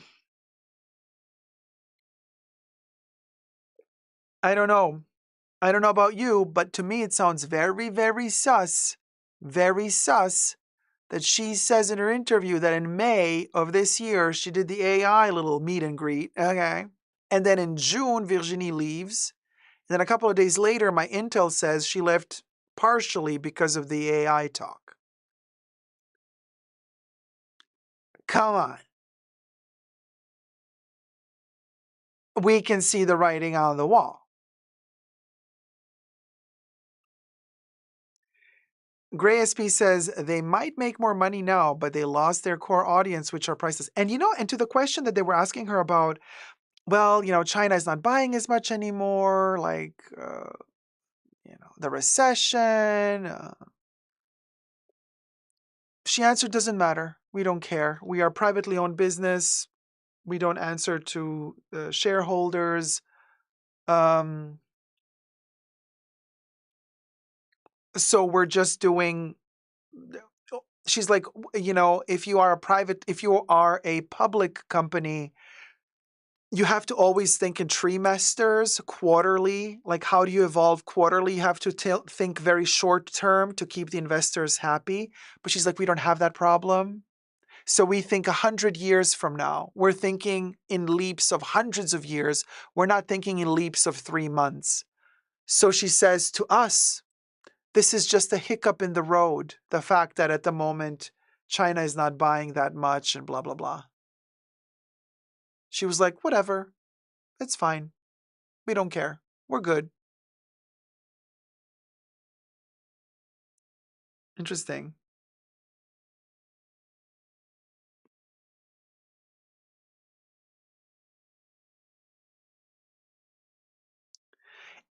A says, yes, Google it. AI is authenticating Chanel bags. Honey, we also tried to Google who I really am, and Google says I am Bruno Pavlovsky. So don't trust everything Google tells you. Do you remember when we Googled, like, who is Dacob really? And Google answered, he is Bruno Pavlovsky. Oh, man. Yeah. So anyway. Do you guys remember? I'm sure Kev remembers. I mean, the last show was a flop. Maybe it was AI generated, says Evian. I mean, possibly. Yeah. No, I got no more energy left here in this thing.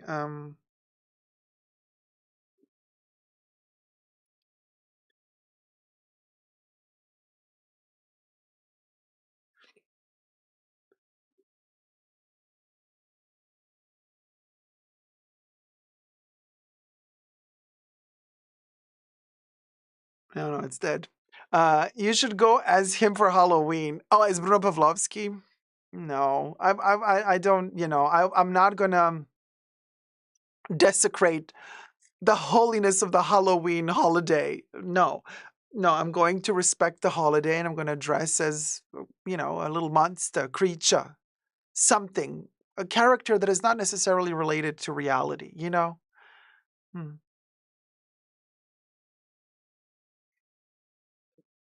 Dacob Pavlovsky, right?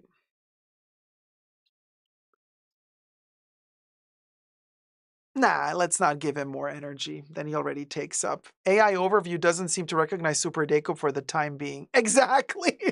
Kev, nobody does. As we've seen, because the Google algorithm on YouTube also doesn't want to recognize anybody. I mean, me at least, because we love the algorithm. Thank you, YouTube. But the algorithm is like, nah, no, thank you. But I say thank you guys for tuning in today. That was our show, and I wish to see you all for the Halloween party on Thursday. Dress up.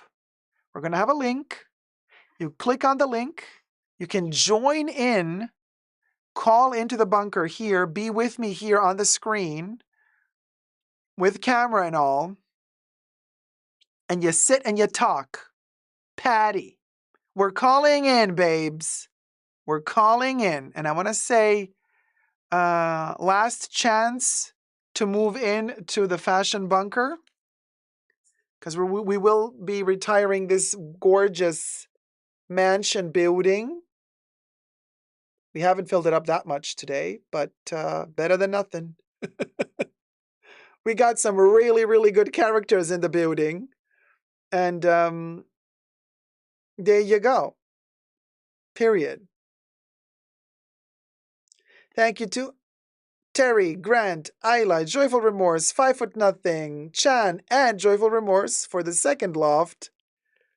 Thank you, thank you, thank you so much for your love and support. And I want to say thank you, Bubbles. Thank you, Mods. I want to say Bubbles. Thank the mods for keeping us safe today. Hit it, Bubbles. A special thanks to the mods in the fashion bunker. That's Mahora, Audrey, H, Gloria, Kev, Nicole, and Terry. Bubbles loves you.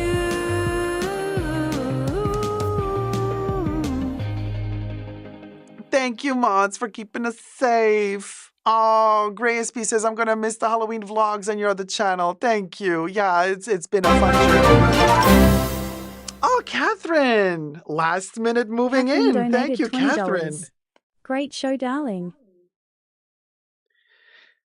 I want to say we do the purple one. The purple one. The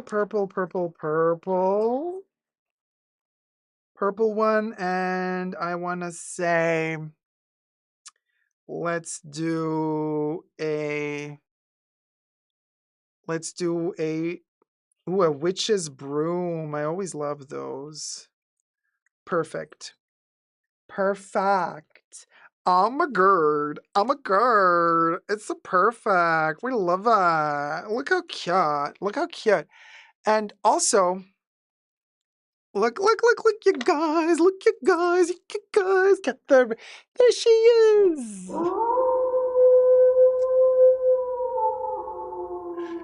Catherine, darling. Oh, the fabulosity. Oh, Jenny Young. Thank you, sweetie. Let's do a Jenny Young donated $20. green one. Thanks for the live stream. Thank you, Heart. Jenny.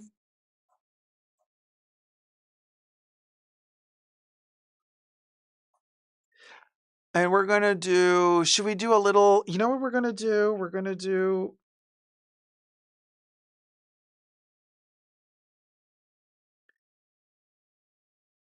a little Monster Frankenstein.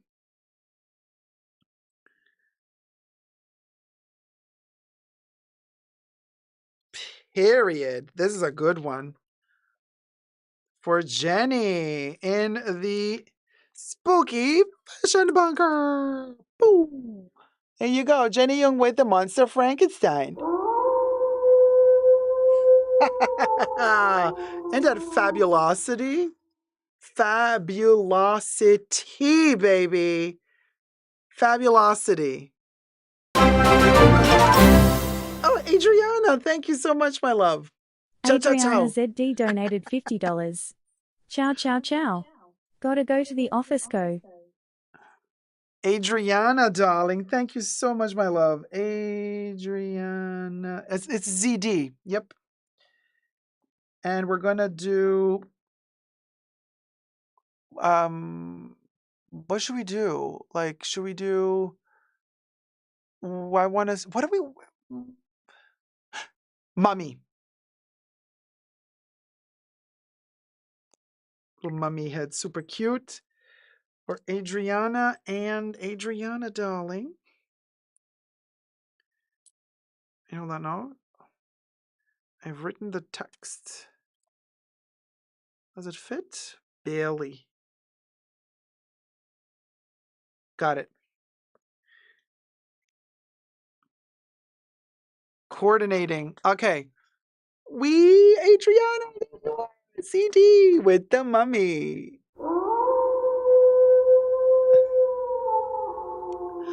Oh, the fabulosity, honey. Check this out. Isn't this gorgeous? Oh, we're going to put in Kenny. Teresa McGuire donated $10. Hubby wants to move in. Perfect. Thank you so much, Terry. Hubby moving in.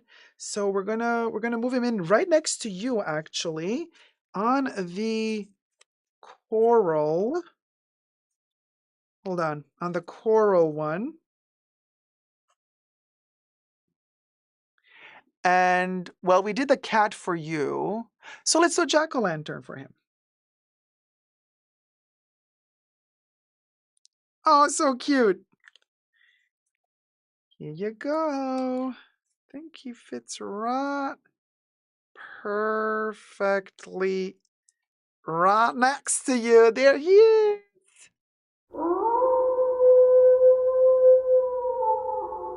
Oh man, look at us. Now the bunker is full. I mean, almost. We still have some slots, but this is gorgeous. Gorgeous. And thank you so much for your support and your help, you guys. This means the world to me. And it also helps the fashion bunker keep going, keeps the lights on, quite literally, you know. Audrey, the pussy was last week. The Halloween pussy. Ah, Monarch donated $10. thank you, Thanks for the Monarch. live. See you Thursday.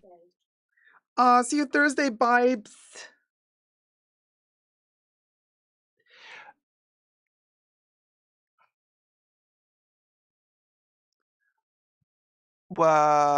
Ghost. Yeah, let's do a ghost. Perfect. Building the ghost, the reality, and the most that a ghost will do. Monarch. Right here. Oh man. Yeah, we're ending this one in a bang. With a bang, because like look at that. We're filling up really nicely. Very, very, very cute.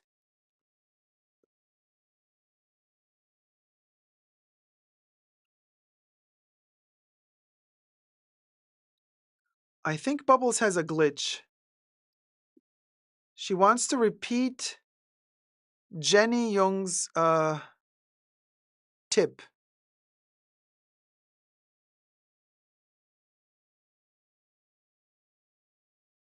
But Jenny, you tipped once, right? Just FYI, Jenny tipped once, but Bubbles is like wanting to repeat it. So repeat it again, Bubbles. Oh no. Okay, Veronica. Wait, hold on. Veronique Olf donated Olf. $10. We love you, Dacob. You are great. Love you too. Thank you so much. So wait, how do I spell Veronique? AWWL. Wait. Veronique. AWWLF. So it's a wolf, baby. I just did the head of the wolf because. Wait.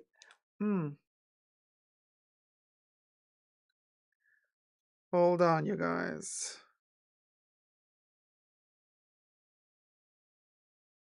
Perfect. Look at that, Veronica. There you are. Right here. Right there. Look at us filling up the fashion bunker. Isn't this gorgeous? Gorgeous. Just gorgeous. What can I say? Thank you. Thank you so much. Who's next? Isla. Oh, thank you, Isla. My daughter Ayla loves you. donated $10. My daughter loves you. Put her in the house. My daughter loves you. Put her in the. Bubbles has such a way with words, doesn't she? Gotta love her. Yes. So Isla. So what do I do? I don't know her name. I'll just do Isla daughter.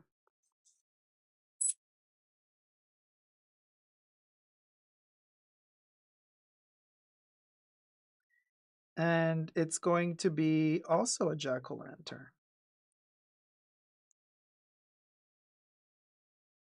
Oh, Esma? Okay, hold on. I'm going to write it. And a little jack-o'-lantern for Esma, baby. With a smiley face. I tried to do a smiley face, but like... no, it is a smiley face. It's just a little bit maybe difficult to recognize it as a smiley face, but it is a smiley face. As good as I could do a smiley face on top of a tiny jack-o'-lantern. But we did it. We did it. There it is. Esma with the jack-o'-lantern.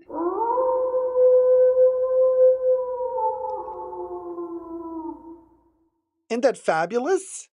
There you go. So we got Adriana, we got Joyful Remorse, Chan, Kenny, Terry, Grant, Catherine, Esma, 5'0", Veronica, Wolf, Jenny Young, Monarch, Joyful Remorse, and Isla in the Haunted Fashion Bunker Mansion Trio. Boo-go, boo-go. Hit it, Bubbles.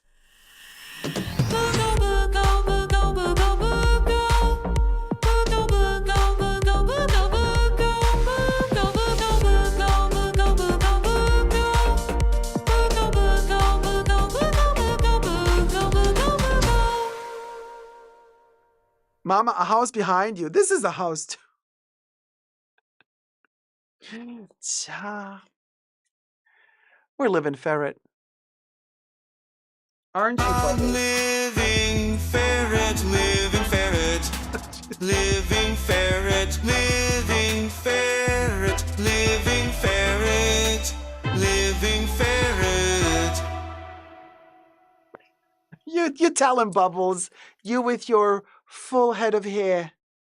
You look fabulous, darling. Fabulous, fabulous, darling. And then we're dying ferret because... Dying ferret, dying ferret, dying ferret, dying ferret, dying ferret.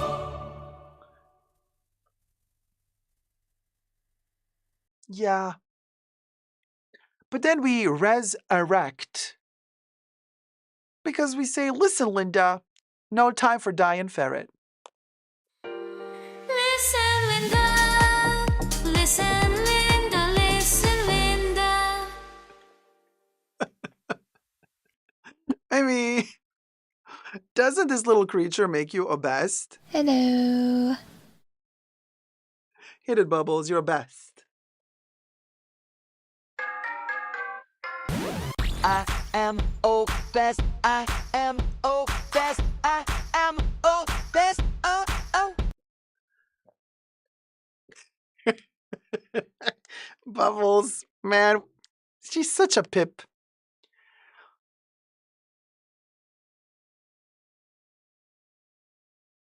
Huh. Something is different today. It's not Halloween yet, and yet, for someone, it's Halloween already. Baby Yoda. Baby Yoda, where are you, Baby Yoda? Baby Yoda, are you dressed as a ghost? Well, well, you look cute. You look very, very dainty. Yeah, you're you look, where are your ears? Yeah. Oh, you bent them? Because you want to be the full fantasy of the ghost? Okay. Well then, very demure, very mild. So, Baby Yoda, uh, right there. No, right there. Yeah, there you go. Go do your cha-cha-cha-cha. Ciao, ciao, ciao, ciao, ciao, ciao, ciao, ciao, ciao, ciao, ciao, ciao.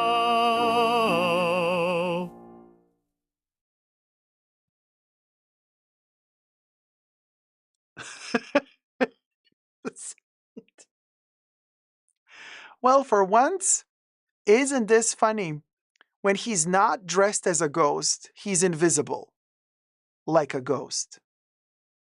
But the day he's dressed as a ghost, we see him. That was deep.